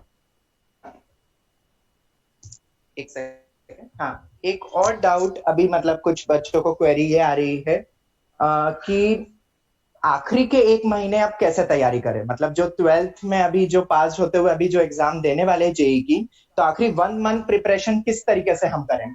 तो इसके लिए क्षितिज तुम बोलोगे? हाँ ओके, तो पहले तो एक ही महीना बाकी है, तो पहले तो ये लिस्ट बना लेनी है कि कौन से मेरे चैप्टर स्ट्रांग है और कौन से चैप्टर स्ट्रांग नहीं है। तो अगर पूरा एक महीना बाकी है तो अभी इसमें भी इनऑर्गेनिक और ऑर्गेनिक तो रिवाइज करके पढ़ा जा सकता है डेली, क्योंकि इनऑर्गेनिक और ऑर्गेनिक में अगर जिसको होता है तो उसके काफी ज्यादा और जल्दी मार्क्स आ जाते हैं। तो इनऑर्गेनिक और ऑर्गेनिक के लिए डेली कुछ 2 से 3 या 3 से 4 घंटे डिवाइड कर देने चाहिए, और फिर बाकी सब्जेक्ट्स में डिवाइड कर देना चाहिए कि जो टॉपिक स्ट्रांग है उनको रिवाइज करो, और जो टॉपिक स्ट्रांग नहीं है उन पे अभी ज्यादा फोकस करने का कोई मीनिंग नहीं है। उसमें नोट्स रिवाइज कर सकते हो पर ज्यादा प्रैक्टिस करने का अभी कोई मीनिंग नहीं है। जो रिवाइज है और जो आता है उसको ही पक्का याद रखो। थैंक यू क्षितिज। रावी, एक पॉइंट तुम्हारे लिए आया है कि ऐसा गर्ल होते हुए तुम्हें कोई चैलेंजेस फेस करने पड़े थे इन 2 इयर्स की जर्नी में, और अभी आगे पेरेंट्स की तरफ से या कुछ और कोई प्रेशर था तुम्हारे साथ? नहीं, पेरेंट्स तो बहुत सपोर्टिव थे। इनफैक्ट जो भी हूँ उन्हीं के सपोर्ट की वजह से हूँ, और आपके ऑफ कोर्स टीचर्स के। गर्ल्स होने की वजह से मतलब उसमें क्या होता है कि इतना एक्चुअली देखा जाए तो कुछ प्रॉब्लम नहीं होता है, बट अगेन कि थोड़ा सा एज अ गर्ल वो डर रहता है। आप इतना जनरली ऐसा लोग मानते हैं ना कि गर्ल्स का टेक्निकल माइंड नहीं होता है एंड वो इस तरीके की चीजें सोच नहीं पाते हैं। तो वही चीजें दिमाग में नहीं बिठानी है। अगेन मोटिवेशन चाहिए, तो वो अगेन आप टीचर से बात करो। और दूसरा एक चीज ये हुई थी कि एज अ गर्ल लाइक क्या होता है, मैं यहाँ पे एक चीज फोकस करना चाहूंगी कि ग्रुप स्टडीज जो होती है वो बहुत काम की चीज होती है। अब ग्रुप स्टडीज का मतलब क्या, कि अगर आप टीचर से कोई डाउट पूछ रहे हो तो उससे पहले अपने एक फ्रेंड से, जो आप किस तरह की कंपनी रखते हो वो भी मैटर करता है, तो अपने किसी फ्रेंड से या उनसे पूछने की कोशिश करो। मतलब अंदर अंदर डाउट सॉल्व करो। जब अंदर अंदर ब्रेक्स में कुछ डिस्कशन कर रहे हो तो वो डाउट्स वगैरह पूछो एक दूसरे से उसके बारे में। अब मेरे साथ क्या होता था, लाइक अगेन लड़की हूँ तो थोड़ा सा स्पेशल केस, तो जनरली लड़कियां इसमें इन्वॉल्व नहीं होती है, तो सारी लड़कियां सीरियस नहीं थी। So I had no one to discuss with, so मुझे अगेन बॉयज को अप्रोच करना पड़ता था। बट उसमें भी शर्म नहीं होनी चाहिए, like you have to open up. आपको डिस्कशन करने के लिए लड़कियां हो सकता है कम मिले, ये एक प्रॉब्लम होगी, लेकिन अगेन टीचर्स सपोर्ट करेंगे और फ्रेंड्स भी मेरे सारे बहुत सपोर्टिव थे। इनफैक्ट लास्ट के जो 2-3 महीने रहे हैं उसमें हम लोगों ने काफी साथ में जाके डाउट्स पूछते थे, साथ में जाके वो पूरे टॉपिक समझते थे। किसी को आता था तो वो हम मुझे समझा देता था, तो उस तरीके से बहुत बेनिफिट हुआ है। तो वैसे गर्ल्स होने की वजह से थोड़ा सा तो फर्क आएगा ही, बट ऐसा नहीं मान लेना है कि आपके पास अपॉर्चुनिटीज कम है। आपको उतना बेनिफिट मिल ही रहा है कि आपको फीमेल्स को स्पेशली रिजर्वेशन तो नहीं कह सकते, वो सुपर न्यूमरी सीट्स मिल रही है।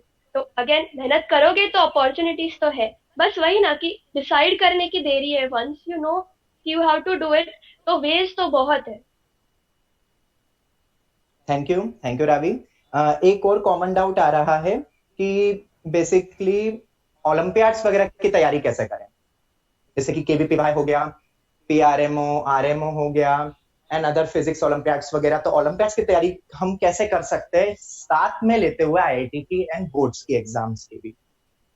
तो कोई भी बताना चाहेगा इसके ऊपर अपना पॉइंट? रावी तुम, या क्षितिज तुम, प्रणव, मेघन? सर ओलंपियाड्स में तो मतलब मेनली अगर आप जो एसओएफ के होते हैं उसके तो वो बुक्स जितना सॉल्व कर दोगे उतना सही रहेगा। बाकी तो जो प्रिपरेशन हम नॉर्मली जेई के लिए करते हैं उसकी वजह से अगर आप फोकस करके कंसेप्ट क्लियर कर रहे हो तो ओलंपियाड्स भी कोई इतना बड़ी बात नहीं है। अगेन ऐसा मतलब मेरी ऐसी सोच थी कि कोई भी टेस्ट जो है कोई भी पेपर है वो मिस नहीं करना है, मतलब देना तो है ही।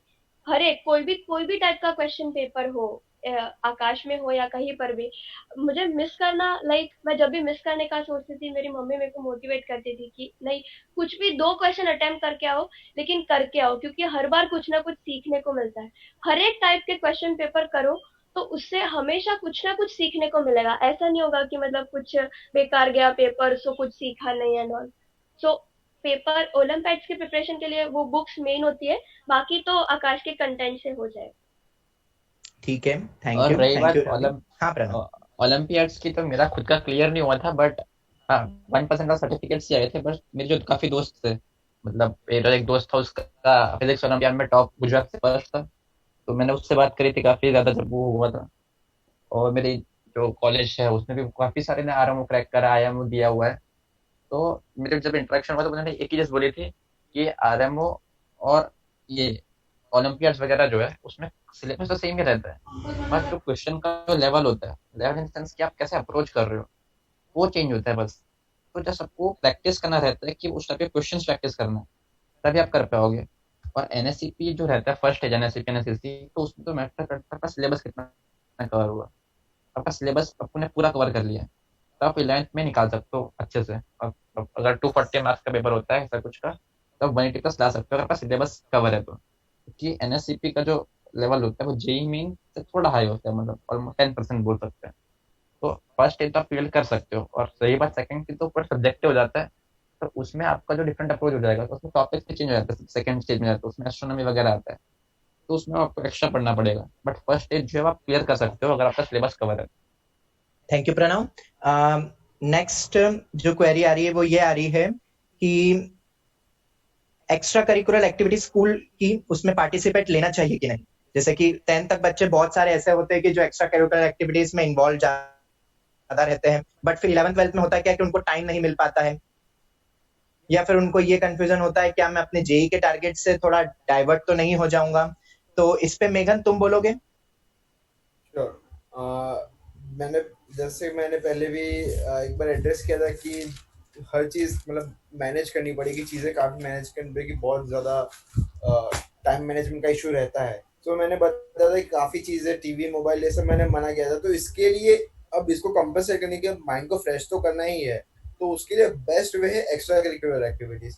एक्स्ट्रा करिकुलर एक्टिविटीज़ से माइंड फ्रेश होता है, तो क्रिएटिवनेस तो आती है जो जिसको तुम अप्लाई भी कर सकते हो विद इन योर प्रिपरेशन और मेथड्स ऑफ प्रिपरेशन। तो एक्स्ट्रा करिकुलर एक्टिविटीज में बोलूंगा कि करना ही चाहिए, कुछ ना कुछ तो साथ में करते रहना चाहिए, इधर भी स्पोर्ट्स और एनीथिंग एल्स। उससे माइंड फ्रेश रहता है। अगर हमेशा सिर्फ पढ़ते रहेंगे तो बहुत ज़्यादा वियर आउट हो जाएंगे, बहुत ज़्यादा थक जाएंगे, फिर अपनी एफिशिएंसी भी लो होती रहती है। तो उसके लिए बहुत ज़्यादा ज़रूरी है कि खुद को फ्रेश रखना, और अपनी जितना फ्रेश रहोगे एफिशिएंसी उतनी बेटर रहेगी, तो एट द एंड उतना हमें फ़ायदा ही है। तो एक्स्ट्रा करिकुलर एक्टिविटीज़ करनी चाहिए, लेकिन इस एक्सटेंट तक ये बहुत इंपॉर्टेंट है। लाइक अगर दिन में तुम 1 घंटा या 1.25 घंटा जितना अगर तुम स्पेंड कर रहे हो एक्स्ट्रा करिकुलर एक्टिविटीज में, तो वो तो बहुत अच्छा है, और मैं तो कहता हूँ कि करना ही चाहिए। लाइक फिटनेस हो गया उसके लिए ले लो, या फिर कोई भी और चीज़ के लिए वो तो मस्ट है। 1 घंटा दे देना चाहिए एक्स्ट्रा करिकुलर एक्टिविटीज में, उससे एफिशिएंसी में काफ़ी हेल्प हो जाती है, और हेल्थ भी अच्छा रहेगा। तो वो तो है, वो तो 1 घंटा करना ही चाहिए। मोर देन दैट वो सब पे डिपेंडेंट रहता है। आई डोंट थिंक कि करना चाहिए, ये मेरा व्यू है 1 घंटे से ज़्यादा। थैंक यू मेघन। मतलब सभी बच्चों को समझ में आ गया होगा कि 1 घंटा पूरे टाइम अपने शेड्यूल में, अगर तुम्हारे पास टोटल 8 to 9 आवर्स है, राइट, तो उसमें से 1 घंटा अपने रिफ्रेशमेंट के लिए तुम निकाल सकते हो, जैसा कि मेघन ने बताया। या कई बच्चे तो ऐसे थे, जैसे कि अभी विशाल मित्तल कनेक्ट नहीं हो पाया हमसे, उसको भी मैंने कहा था, एक्चुअली उनका लेक्चर्स था, तो वो क्या करता था, मैं उसका एक एग्जांपल आप सभी को देना चाहता हूँ। वो जनरली क्या करता था, हाफ एन आवर 45 मिनट्स का उसका रहता था, रोज का फिक्स शेड्यूल था कि वो बेसिकली बैडमिंटन हो गया या टेबल टेनिस हो गया वो खेलता था, या कुछ नहीं तो साइकिलिंग ही कर ली, ठीक है। उससे होता क्या था कि फ्रेश एनर्जी जब आती है, बच्चे क्या करते हैं आजकल कि थोड़ा सा टाइम मिलता है, देखो सभी रिफ्रेशमेंट के लिए टाइम तो निकाल रहे हैं, ये अगर कोई बच्चा बोलता है कि मैं बिल्कुल पढ़ता रहता हूं तो वो गलत है। अब होता क्या है कि कोई बच्चे ऐसे होते हैं कि जो मोबाइल में टाइम वेस्ट कर देते हैं, ठीक है, फिर उनको लगता है कि मुझे पास तो टाइम ही नहीं है बाकी एक्टिविटीज के लिए। तो अगर तुम उस समय रेदर अगर अपना टाइम तुम मोबाइल पे डेडिकेट कर रहे हो, उसके बजाय अगर कोई एक्स्ट्रा एक्टिविटी में तुम लगा देते, जैसे कि जस्ट साइकिलिंग हो गया, या रूफ पे जाके थोड़ी देर घूम लिया, पेरेंट्स से एक हेल्दी कन्वर्सेशन हो गया, इससे क्या होता है पॉजिटिव वाइब्स आती है, और ये पॉजिटिव वाइब्स तुम्हारे पढ़ाई में बहुत फायदेमंद है, ठीक है। मोबाइल वगैरह कुछ नहीं कर रहा है, वो आपसे और मतलब बोलते हैं ना निचोड़ रही है तुम्हारी एनर्जी पूरी, ठीक है।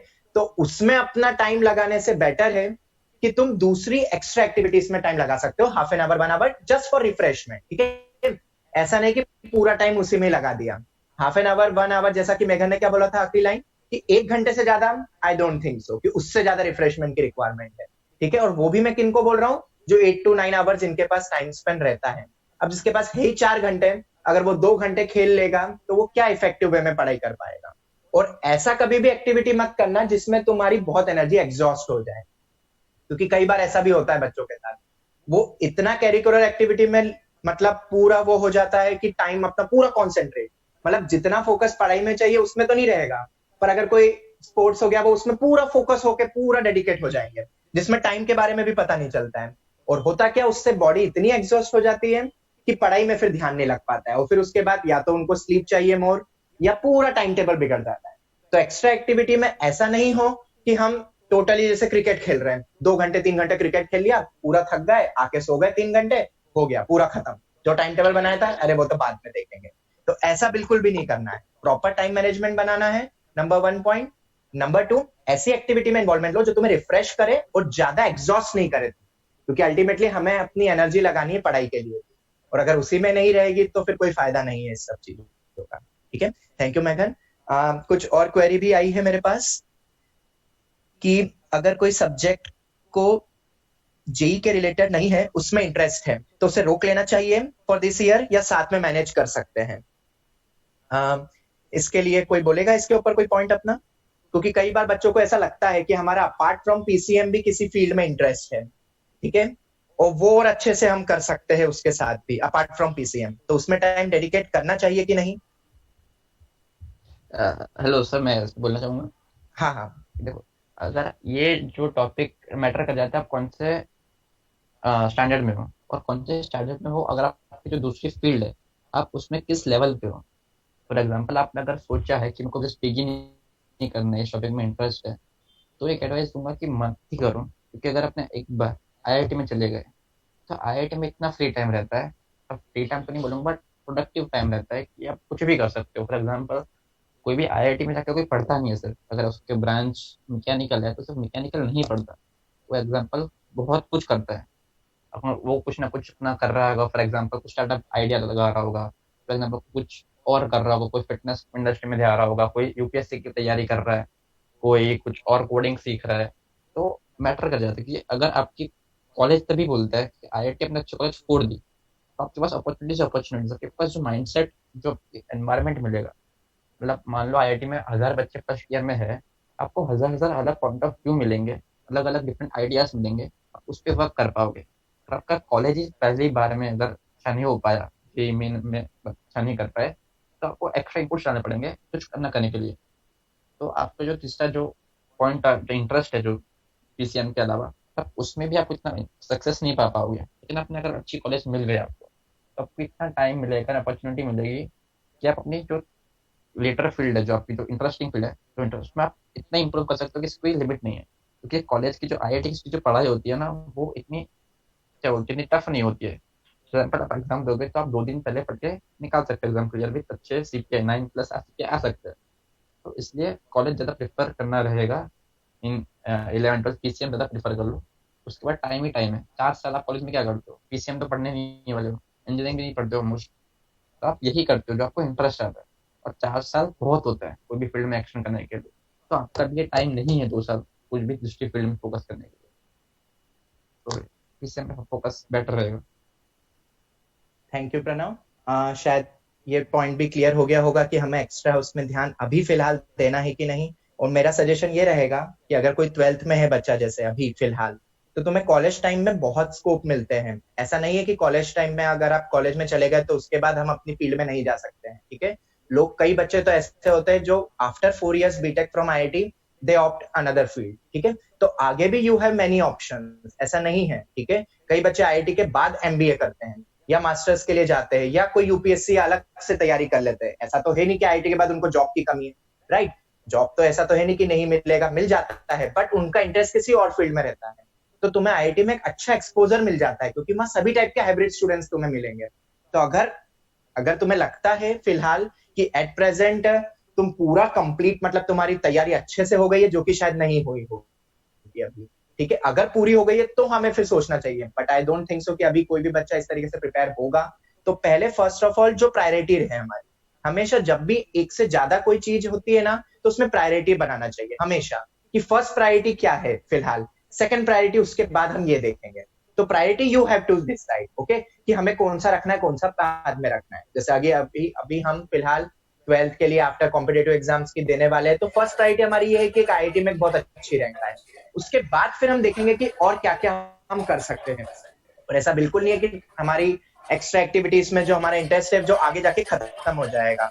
आगे भी बहुत तुम्हें स्कोप्स मिलेंगे। और जैसा कि कई बच्चों ने बताया है कि जेई में जाके, आईआईटी में जाके तुम्हें बहुत एक्सपोजर मिलेंगे, बहुत ज्यादा, जितना तुम सोच नहीं सकते हो, ठीक है।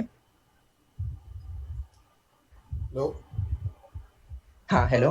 जैसे कि अभी रोहन सर ने जो चीज़ बताई है, मुझे एग्जैक्टली याद है, यही सेम चीज़ उन्होंने मुझे बताई थी जब मैं 11th में था। तो मैं पर्सनली एंडोर्स करना चाहूँगा इस बात को। सर को हमेशा से पता था कि लाइक मुझे डांस में काफ़ी इंटरेस्ट था, ठीक है। तो मुझे ये सेम चीज़ सर ने बोला कि अभी प्रायोरिटाइज कर लो, अभी तुम्हें क्या करना है, आगे अपॉर्चुनिटीज मिलेगी। और मैं बताना चाहूँगा ये बात 100% श्योर है। उस वक्त मैंने प्रायोरिटाइज किया, अच्छे इंस्टीट्यूट में पहुँचा, एंड देन आईआईटीज में जैसे कि सब ने बताया कि काफ़ी एक्सपोजर रहता है, सही में रहता है। मैं अच्छे से वहाँ पे एक डांस सोसाइटी का मेंबर हूँ। वहाँ पे मुझे हमेशा से शौक था कि कॉम्पिटिशन्स में जाना है, तो मैं वहाँ पे भी कॉम्पिटिशन्स में जाता हूँ, डांस कॉम्पिटिशन में। और इतना एक्सपोजर अच्छा है और मैनेजमेंट भी वहाँ पे इतना सपोर्टिव रहता है कि साथ में मेरी एकेडमिक्स और प्रोफेशनल लाइफ भी काफ़ी अच्छे से बैलेंस हो पाई है, क्योंकि वहाँ पे वो एक्सपोजर है, यहाँ पे अभी नहीं है। सो अभी प्रायोरिटाइज यही होना है, प्रायोरिटी ये होनी चाहिए कि अच्छे इंस्टीट्यूट में चले जाओ, उसके बाद ओपन स्काई है, बहुत ज़्यादा एक्सपोजर है। तो मैं पर्सनली एंडोर्स करना चाहूँगा, ये बात 100% श्योर है सर की, सुन लो ये बात। Thank you. Thank you Megan. इसके अलावा और भी कुछ क्वेरीज आ रही है मेरे पास। जैसे कि एक बच्चा ये पूछ रहा है कि सर मुझे नींद बहुत आती है, तो क्या ऐसा किसी बच्चे के साथ ऐसा होता था कि ज्यादा स्लीपिंग टाइम जा रहा है और पढ़ाई में कम टाइम लग रहा है?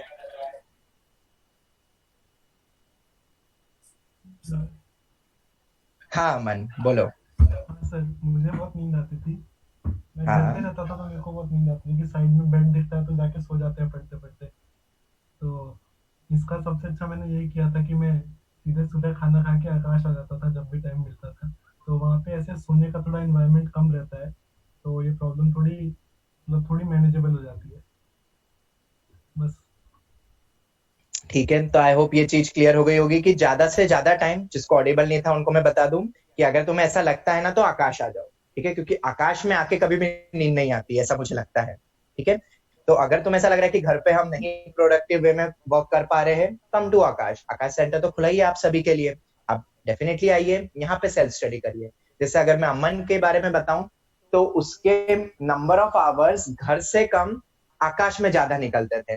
सेम विद क्षितिज, और सेम सभी बच्चों के साथ ही ऐसा ही था कि वो ज्यादा टाइम आकाश में ही निकालते थे, क्योंकि 1-to-1 टीचर सामने है, टीचर्स मोटिवेट करने के लिए हमेशा लगी हुई है, और कभी भी कोई अदर थॉट नहीं आता है if you are in Aakash, okay, कि हमें पता है कि हम यहाँ आए हैं तो पढ़ाई के लिए आए हैं, हमारे पास कोई ऑप्शन नहीं है, ठीक है।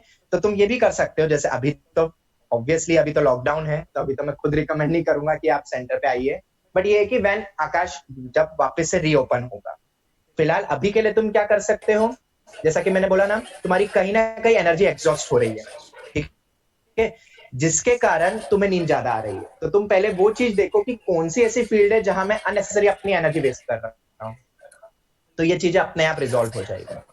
एंड मैं 6 थोड़ा to सा 8 यहाँ पर hours of sleep is far enough। हाँ समीर सर। मैं थोड़ा सा यहाँ पर बोलना चाहूंगा हाँ सर। कि देखो, डर सबको लगता है, हर इंसान के अंदर एक भय जो है ना, फियर, वो एक फैक्टर की तरीके से, फियर फैक्टर। तो एक बहुत अच्छा तैयारी करने वाला बच्चा या जो बहुत अच्छी तरीके से पढ़ रहा है, उसने अगर अपने सामने उस बच्चे को रखा हुआ है जो उससे ज्यादा मेहनत कर रहा है, उसको मानना पड़ेगा। एक अच्छे बच्चे को हमेशा ही मानना पड़ेगा कि उसके सामने एक बच्चा है जो उससे ज्यादा मेहनत कर रहा है। अगर बच्चा 8 घंटे पढ़ रहा है तो जो सामने वाला है वो 10 घंटे पढ़ रहा है, उसको ये मानना पड़ेगा। यही वो बच्चा है जो उसको भय क्रिएट करा रहा है, फियर क्रिएट करा रहा है कि यार ये मुझसे आगे निकल जाएगा। और ऐसा है भी, अगर एक्स 8 घंटे पढ़ रहा है तो उसके सामने वाला 10 घंटे पढ़ रहा है, 12 घंटे पढ़ रहा है। तो अगर इस फियर फैक्टर को हम अपने सामने रखेंगे तो हमें नींद नहीं आएगी, हमें नींद नहीं आएगी। बहुत बार ऐसा होता है कि सिचुएशन हमारे सामने ऐसी होती है कि हमें उससे थोड़ा सा डर लगता है, और जब डर लगता है तो हमारी नींद पता नहीं कहां गायब हो जाती। तो अगर हम उस बच्चे की एक आउटलाइन बना करके अपने सामने हर समय रखें, जहां हम पढ़ते हैं ना, उस बच्चे को एक्स नाम से सामने रखें, तो बच्चा हमें हमेशा रिमाइंड कराता रहेगा कि it is not time to sleep, it is time for studies. ठीक है, बॉडी थकेगी तब आराम किया जाएगा, लेकिन this is not lockdown, it is totally time for studies. तो पक्का नींद नहीं आएगी, बिल्कुल नहीं आएगी। हाँ सर। Thank you sir. एक और पॉइंट जो पहले भी आया था बच्चों का, फिर से वो चीज पूछ रहे हैं कि तीनों सब्जेक्ट को साथ में कैसे लेके चलें। देखिए सर, ऐसा है कि हर बच्चे का एक अपना इंटरेस्ट पॉइंट तो होता है। किसी बच्चे का मैथ्स होता है, किसी बच्चे का फिजिक्स होता है। हाँ, इंजीनियरिंग ऑप्ट करने वालों में केमिस्ट्री बहुत कम मिलता है, क्योंकि जिस बच्चे ने इंजीनियरिंग ऑप्ट किया होता है वो हर चीज को देख करके विजुलाइज करने के चक्कर में रहता है। उसको हर समय पर ये चाहिए कि मुझे दिखाओ ये चीज कैसे हुई। और केमिस्ट्री में कहीं ना कहीं ये बॉटलनेक आती है कि हम बहुत जगह पर ऐसा नहीं करा पाते। इसलिए केमिस्ट्री में बच्चों को लर्न करना पड़ता है, याद करना पड़ता है। और मैथ्स और फिजिक्स में प्रैक्टिस प्रैक्टिस एंड प्रैक्टिस। वो चाहे आप पैकेज से करो, फर्स्ट स्टेप में रेफरेंस बुक से करो, और लास्ट में जाकर के, मैं यहाँ पर एक क्वेश्चन का आंसर ऐड कर रहा हूं। किसी ने पूछा था कि लास्ट के महीने में क्या करें, तो ठीक है, रिवीजन तो चलेगा ही चलेगा। हालांकि लास्ट महीने में रिवीजन करने की जरूरत नहीं होनी चाहिए। पैकेज पलटने, सॉरी, आपके जो स्टडी नोट्स हैं उनको पलटने की जरूरत नहीं होनी चाहिए। उस समय पर केवल और केवल पूरे 2 सालों के जो आपने टेस्ट पेपर दिए हैं और जिनके क्वेश्चन आप नहीं कर पाए थे, उनको क्रिटिकली एनालाइज करके करने की जरूरत होती है। तो मैं बात कर रहा था कि हर बच्चे का अपना एक इंटरेस्ट है, इंटरेस्ट पॉइंट है। जो इंटरेस्ट पॉइंट होता है उसमें टाइम कम लगता है। अब जिसमें टाइम कम लगता है, ऑब्वियस सी बात है, इंटरेस्ट पॉइंट है तो आप उसको ज्यादा करना चाहे तो यहां पर थोड़ा सा अपने आप को बचाना है। क्यों? क्योंकि अगर आपने just for the sake of interest किसी सब्जेक्ट पर ज्यादा टाइम लगाया है तो दूसरे सब्जेक्ट पक्का है नेग्लेक्ट हो जाएंगे। क्योंकि दिन में 24 घंटे हैं, साल में 365 दिन है, और मल्टीप्लाइड बाई 2, जिसमें आधा निकल चुका है, आधे से ज्यादा निकल चुका है। जो बाकी है उसमें आपको बैलेंस रखना पड़ेगा। अब बैलेंस कैसे रखें? बैलेंस रखने के लिए जो इंटरेस्ट पॉइंट था उसमें थोड़ा सा टाइम कम कर लें, क्योंकि यहां पर हमको रैशनल होना चाहिए। रैशनल इन द सेंस कि अल्टीमेटली तीनों सब्जेक्ट्स का वेटेज अगर हम एग्जामिनेशन में बराबर बना ले गए तो हमारी रैंक कोई ले नहीं सकता। तो पक्का है कि जो सब्जेक्ट जिसमें थोड़ा सा कम इंटरेस्ट था उस पर पुट ऑन थोड़ा ज्यादा करें, टाइम का जो ड्यूरेशन है उस पर थोड़ा बढ़ा ले, और खासकर केमिस्ट्री, खासकर केमिस्ट्री। अगर ये छोड़ दिया ना, क्योंकि यही वो है सब्जेक्ट जिसने रैंक दिलानी। मैथ्स और फिजिक्स हम बहुत पढ़ाते हैं, बहुत करते हैं, बहुत अच्छा करते हैं बच्चे, नो डाउट, लेकिन केमिस्ट्री जिस बच्चे ने अच्छा कर लिया वो बच्चा रैंक लाता है। ये मेरा एक्सपीरियंस है पर्सनल। इसलिए उसको थोड़ा सा वक्त चाहिए भी ज्यादा, क्यों? क्योंकि चीजों को आपको सिंक्रोनाइज करना पड़ेगा, निमोनिक्स बनाने पड़ेंगे। टीचर दे रहा है तो बहुत अच्छी बात है, नहीं तो आपको अपने एंड पर ऐसा निमोनिक सिस्टम बनाना पड़ेगा कि आपके दिमाग में एकदम याद रहे, और कुछ जगह पर आपको एक्स्ट्रा मेहनत भी करनी पड़ेगी। इसलिए आप टाइम को, आप समझ गए होंगे, मैथ्स और फिजिक्स को एक लेवल में रख करके मैं ये कहना चाह रहा हूं, और केमिस्ट्री के लिए थोड़ा सा एडिशनल टाइम आप बढ़ा लें। अगर आप 8 घंटे पढ़ते हैं पर डे के हिसाब से, तो 2.5 5 होते हैं, और 3 घंटे केमिस्ट्री के लिए होते हैं। कुछ ऐसा बैलेंस बनाएं sir. Thank you sir. Thank Rohan you sir, मैं समय कुछ सर। बोलूं क्या?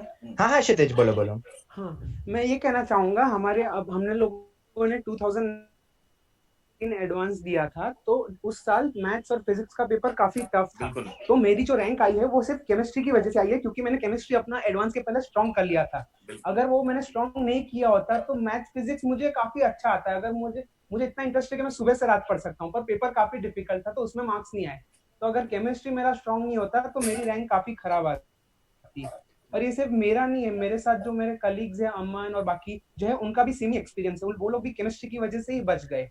तो मुझे मैथ्स फिजिक्स में ऑफ कोर्स बहुत इंटरेस्ट है, पर केमिस्ट्री का भी इतना ही मार्क्स का आने वाला है जितना मैथ्स फिजिक्स का आने वाला है। और केमिस्ट्री में भी कुछ इजी पार्ट आएगा और कुछ हार्ड पार्ट आएगा। तो अगर मैं केमिस्ट्री प्रिपेयर नहीं करूंगा तो मैथ्स फिजिक्स में वो पूरी मेहनत की उसका कोई फायदा नहीं है, क्योंकि तीनों सब्जेक्ट में से कोई भी पेपर टफ आ सकता है। बिल्कुल सही बच्चे, बिल्कुल सही। हाँ, जैसे मेरे मैथ्स में आकाश या AITS हो तो मेरे जैसे 120 है तो उसमें से 100 ऊपर आ रहे हैं। मेंस में एडवांस हो तो मेरे हमेशा 60-70% मार्क्स आ रहे हैं। पर जब जेई एडवांस हुआ तो उसमें तो काफी डिफिकल्ट था, तो मैथ्स और फिजिक्स में दोनों में मार्क्स गिरे। पर केमिस्ट्री में बढ़ गए तो मेरा अच्छा रिजल्ट आया एंड में। थैंक यू क्षितिज। क्षितिज, एक तुम्हारे लिए अभी करंट एक और क्वेश्चन आया है कि तुम जेई मेन में जैसे 115 हाँ, 115 मार्क 120 में लाए थे, 120 में से, तो ऐसी क्या प्रिपरेशन तुमने करी थी जो इतने अच्छे मार्क्स तुम ले आए? और वो एक क्वेश्चन कौन सा गलत हुआ था, बच्चे ये भी पूछना चाह रहे हैं तुमसे। अच्छा, ओके। तो पहले तो ये सुन लो कि जेई मेन काफी इजी होता है। अगर जिसने मेहनत की और जिसने प्रैक्टिस की उसके लिए काफी जेई मेन इजी होता है, क्योंकि 2 साल अगर तुमने कंटिन्यूअस मेहनत की है तो आकाश के जो भी अलग अलग पेपर्स दिए हैं, FT हो या टर्म पेपर हो या AITS हो, उसके जो क्वेश्चंस आए हैं उसके रिपीटेड ही क्वेश्चंस आएंगे उसके आजू बाजू। तो मेरा इसीलिए अच्छा हुआ है क्योंकि पहले तो मैंने हर लेक्चर अटेंड किया था, जो पी हो, C हो या M हो। और फिर मैंने जो भी पेपर आकाश में हुए, मैंने अभी तक एक भी पेपर मिस नहीं किया है। तो मैंने हर पेपर मेरा दिया है, तो उसमें अगर मेरे काफी किसी में अगर कोई क्वेश्चन नहीं हुआ तो मैं उसको बैठ के देखता था, उसको समझने का ट्राई करता था। अगर वो नहीं समझ में आया तो मैं टीचर से पूछता था। तो इसीलिए मेरे मैथ्स हो या कोई भी सब्जेक्ट हो उसमें मैंने हर क्लास अटेंड की और हर पेपर दिया। तो जी मेन में जो वेराइटी देखी हुई है वही आती है, तो मेरी पूरी प्रैक्टिस उसमें थी, तो इसीलिए मेरे मार्क्स आए 115। और जो क्वेश्चन गलत हुआ था उसमें एक्चुअली वो मैट्रिक्स से डिटरमिनेंट का क्वेश्चन था, उसमें 3 इक्वेशन दी थी, तो जो RHS था उसमें मैंने एक नंबर गलत पढ़ लिया था। ओके, थैंक यू क्षितिज। हाँ, और मैथ्स में अगर जिसको मार्क्स लाने, मैथ्स नहीं सिर्फ फिजिक्स या केमिस्ट्री, जो भी PCM का पेपर है उसमें कैलकुलेशन आने वाली है। बहुत बच्चों को कंसेप्ट आती है पर उनकी कैलकुलेशन बहुत स्लो होती है या कैलकुलेशन में गलती करते हैं। तो जब भी प्रैक्टिस कर रहे हो तो जो भी क्वेश्चन कर रहे हो उसको सॉल्व करना है और उसका एग्जैक्ट फाइनल तक आंसर लाना है। बल्कि मैं तो ये भी कहूंगा कि क्वेश्चन कैसा भी हो, आंसर ऐसा करो कि 2 डिजिट तक आए, मतलब डेसिमल के बाद 2 डिजिट तक आए। और कैलकुलेशन हर रोज करनी है, क्योंकि अगर 2 दिन कैलकुलेशन नहीं की तो तीसरे दिन कैलकुलेशन वापस ही स्लो होनी है। तो इसमें मोमेंटम बहुत इंपॉर्टेंट है। तो तीनों सब्जेक्ट में जो भी क्वेश्चन है जिसका कुछ आंसर लाना है वो कैलकुलेशन अपने आप ही करनी है, कैलकुलेटर के बिना, दिमाग में फास्ट और लिख के। हाँ sir. Thank you Kshitij. Next जो क्वेरी आ रही है वो क्वेरी ये है कि ऑर्गेनिक केमिस्ट्री को कैसे स्ट्रॉन्ग करें। ये 12th के कुछ बच्चे पूछ रहे हैं। प्रणव, तुम बताओगे?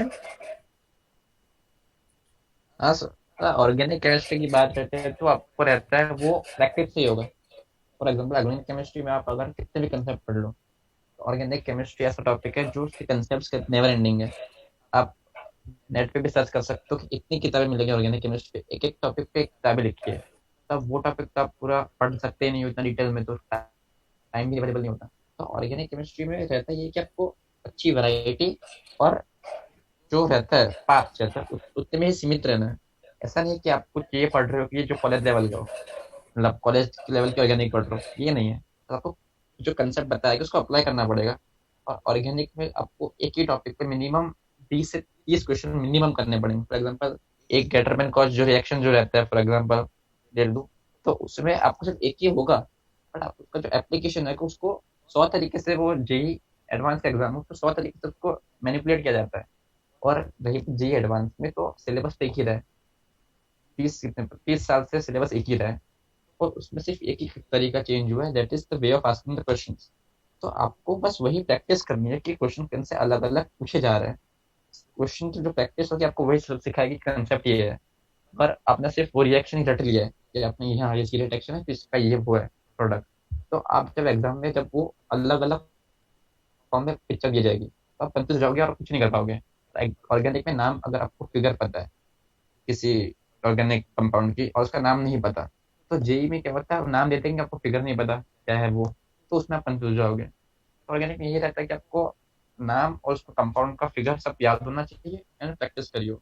और एक ऑर्गेनिक की बुक पूरी कंप्लीट करी ही हो, फॉर एग्जाम्पल हिमांशु पांडे हो गया और एम एस चौहान वगैरह, एक बुक के मिनिमम करी हो। ठीक है, थैंक यू प्रणव। रावी, एक तुम्हारे लिए क्वेश्चन ये है कि कई बार बच्चों को ऐसा लगता है कि आज हमने टाइम तो बना लिया, मतलब एकदम मोटिवेट हो गए, जैसे आज के इस टॉपर स्टॉक के बाद कई बच्चे ऐसे होंगे कि नहीं अब तो हम बिल्कुल सिंसियर होके पढ़ेंगे, अब तो बस अब कुछ नहीं, मेरे सामने सिर्फ एक ही टारगेट दिख रहा है और वो है आईआईटी, बाकी कुछ नहीं है। पर जैसे ही कल का दिन आएगा फिर वही नॉर्मल, वो वापस से लाइफस्टाइल शुरू हो जाएगी और फिर वो लोग सोचेंगे एक बार फिर से मोटिवेशन की जरूरत है। तो अपने आप को सेल्फ मोटिवेट कैसे करें, नंबर 1 पॉइंट। एंड नंबर 2 कि हम अपने टारगेट की तरफ ओरिएंटेड कैसे रहे। हमारा कई बार टारगेट भी फ्लिप होता रहता है कि चलो आज ये है, थोड़ी देर बाद मतलब माइंड का वो जो रहता है ना फोकस होना, वो फोकस नहीं हो पा रहा है कई बच्चों से। तो तुम क्या बोलोगे इसमें बताओगे रवि? हाँ सर, अभी देखो जैसे मैंने शुरुआत में ही बोला था कि इट्स ओके कि अगर आपका मोटिवेशन ज्यादा टाइम तक नहीं रह रहा है तो उसको मांगने में झिझकना नहीं है। लाइक अगर नहीं हो रहा है, मन नहीं हो रहा है, तो ऐसा नहीं कि छोड़ देना है। अगर मतलब काफी लोग हैं जो आपको मोटिवेट कर सकते हैं, तो फिर से मोटिवेशन लेने में इट्स नॉट अ प्रॉब्लम। आप फिर से बात करो सर से, फिर से समझाएंगे। और अगेन अगर ये काफी टाइम तक होता रहेगा तो धीरे धीरे ऐसा होगा कि जितने टाइम तक वो मोटिवेशन रह रहा है वो बढ़ता जाएगा। और मुझे पर्सनली लाइक सबका कुछ ना कुछ ऐसा रहता है कि किसी पर्टिकुलर चीज से उनको मोटिवेशन मिलता है। वो किसी पर्टिकुलर तरीके से सोचने से, जैसे मुझे राइटिंग का बहुत शौक है, लाइक मैं पोएट्री लिखती हूँ, तो मुझे खुद की ही पोएट्री पढ़ के बहुत ज्यादा मोटिवेशन मिलता है। तो वो सब चीजें आप अपने तरीके से कर सकते हो। जैसे अपने स्टडी टेबल के सामने कुछ ऐसा चिपका के रख दिया है, आपका कोई ऐसा कोट है या कुछ भी जो जिसको आपको देख के बहुत अच्छा लगता है, तो उस तरीके से मोटिवेट कर सकते हो। फिर अगेन टारगेट्स बनाओगे तो मोटिवेशन अपने आप आएगा। मतलब कैसा होता है कि यही कि खुद को डिस्ट्रैक्शन से बचाना है। अगर आपने इस तरीके से टारगेट बना के रखा है तो यू नो कि एट द एंड आपको क्या करना है। तो अगर ऐसा डिटर्मिनेशन हो गया ना कि मतलब ये आज करना ही है, तो फिर कोई प्रॉब्लम नहीं आएगी। और एक और चीज मुझे बतानी थी, वो जो स्पीड वाला क्वेश्चन था कि पेपर में स्पीड कैसे लाए, तो उसमें मैंने एक गलती की थी कि मैं जो क्या कहते हैं, मैं जो प्रैक्टिस करती हूँ सम्स की, जो भी मैं बुक सॉल्व करती हूँ वगैरह, तो उसमें एक चीज मैंने गलती की थी कि मैं टाइम नहीं लेती थी। मतलब एक टाइम डिसाइड करना है कि इतने टाइम में मुझे इतना सम सॉल्व करना है। तो प्रैक्टिस के टाइम पे अगर आप एक टाइम लिमिट बांध दोगे तो उसी वक्त से आपकी पेपर जैसी प्रैक्टिस शुरू हो जाएगी, जो मैंने नहीं की थी। मतलब मेरा थोड़े से क्वेश्चन करने में भी बहुत टाइम लग जाता था। मैं एक क्वेश्चन में शायद आधा एक घंटा, जो टफ वाले होते हैं सब्जेक्टिव टाइप एडवांस के, उसमें इतना टाइम लग जाता था। तो वो अगेन एक गलती है। तो प्रैक्टिस के टाइम में आप ये इंश्योर करो कि क्या किस तरीके से कितना टाइम देना है सबको। और एक और चीज मैं बताना चाहूंगी कि कभी भी अपना टाइम शेड्यूल मत करो, अपने वर्क को शेड्यूल करो। कितना करना है, कितने टाइम के लिए करना है नहीं, आज कितना करना है, क्या करना है, दैट इज मोर इम्पोर्टेंट। कि आप कितने टाइम के लिए पढ़ रहे हो, ये दैट इज नॉट इम्पोर्टेंट। तो ये मेन पॉइंट है। थैंक यू रावी, एक बहुत ही बढ़िया पॉइंट बोला है, सभी बच्चों को इस पे नोट करना चाहिए कि कितने घंटे पढ़ना है, जो सभी बच्चों को ऐसा लगता है कितने time number of hours dedicate करें, उससे बेटर है कि हमें कितना आज के दिन खत्म करना है, फिर चाहे उसके लिए रात की 2 भी क्यों ना बच जाए, पर वो खत्म करके ही सोना है। This should be the target. और यही चीज ऐसी है जो कई बच्चे बोल रहे हैं कि हम फोकस नहीं रह पाते, डाइवर्ट हो जाता है माइंड, तो ये चीज से कभी नहीं होगा। अगर माइंड में मॉर्निंग में तुमने कुछ सोचा है कि आज रात तक हमें खत्म करना ही है, एनी हाउ, सोना ही नहीं है उसके पहले, तो फिर देखो तुम अपने आप बार बार वो टारगेट तुम्हें स्ट्राइक करेगा। तुम जितना टाइम वेस्ट करोगे तुम्हें लगेगा अरे नहीं, और उतना लेट सोने को मिलेगा फिर, और उतना कम सोने को मिलेगा, इस टाइप से। तो मेक अ टारगेट कि हमें आज इतना खत्म करना है, टाइम कितना भी लगे फिर डजंट मैटर।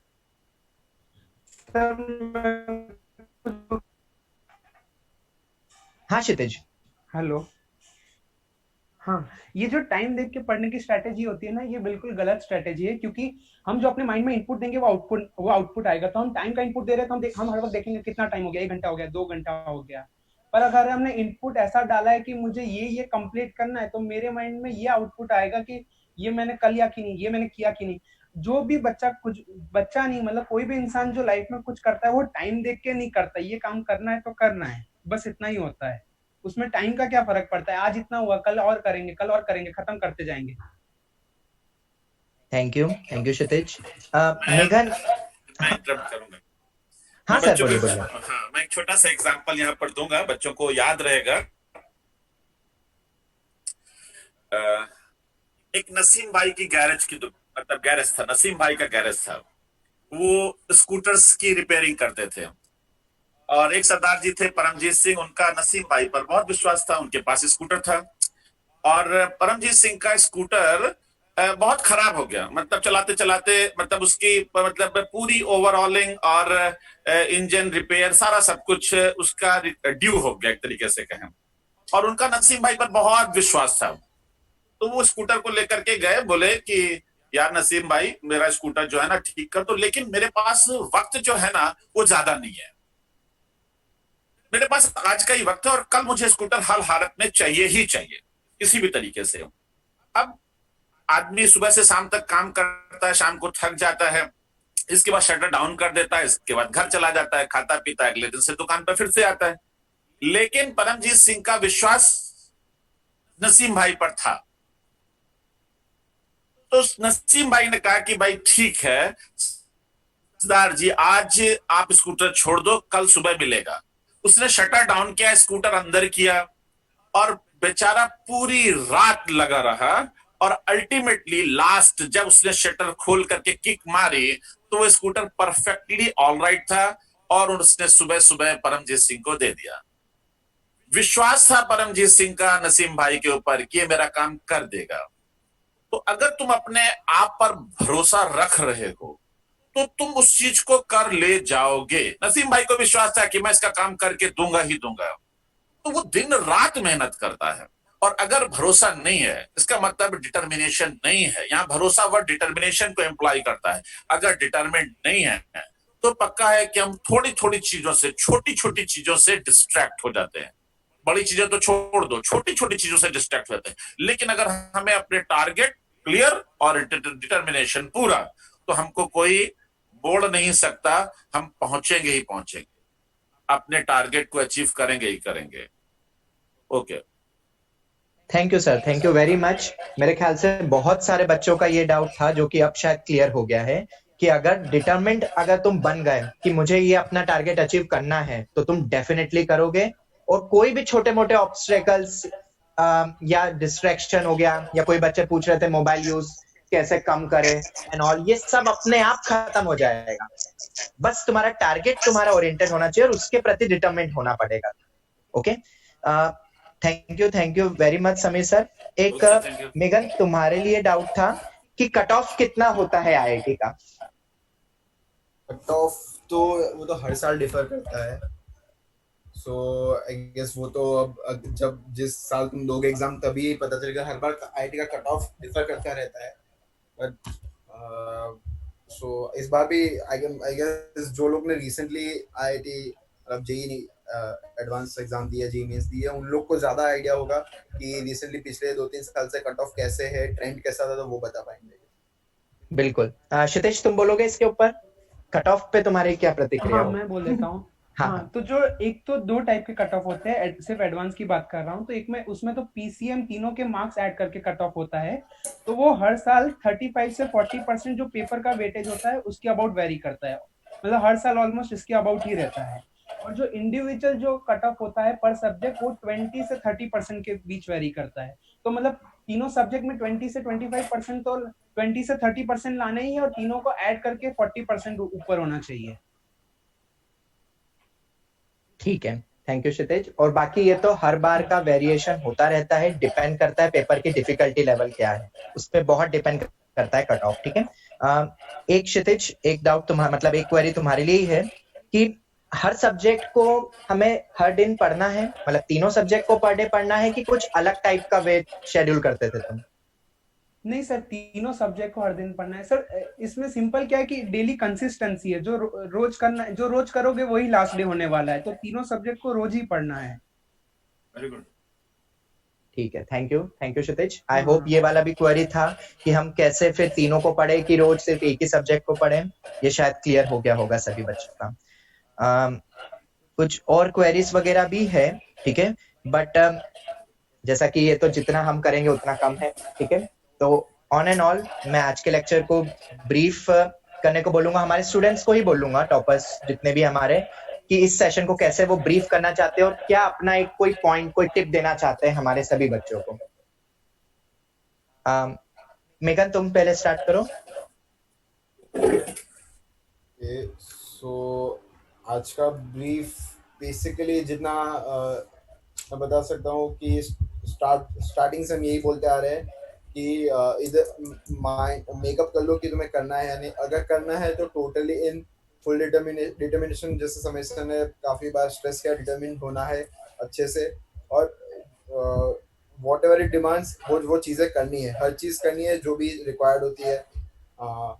देन हम ये भी बता सकते हैं कुछ डूज एंड डोंट्स थे कि क्या क्या चीज़ें ध्यान रखनी है, क्या क्या करना है, क्या क्या नहीं करना है। सो ये टाइम मैनेजमेंट को लेके चीज़ें थी, और एक एम्फोसाइज ये था कि डेली चीज़ें करते ही रहना है, पाइलअप नहीं होने देना है। डेली सबने बताया था कि डेली कुछ एफर्ट डालते ही रहना है कि जो भी सारे पीसीएम है तीनों डेली करने हैं, या फिर डेली सारे क्वेश्चन सॉल्व करने हैं, और वो भी एक एग्जाम के पर्सपेक्टिव से करना है कि हमें वहाँ पे भी टाइम एफिशिएंटली मैनेज कर पाए।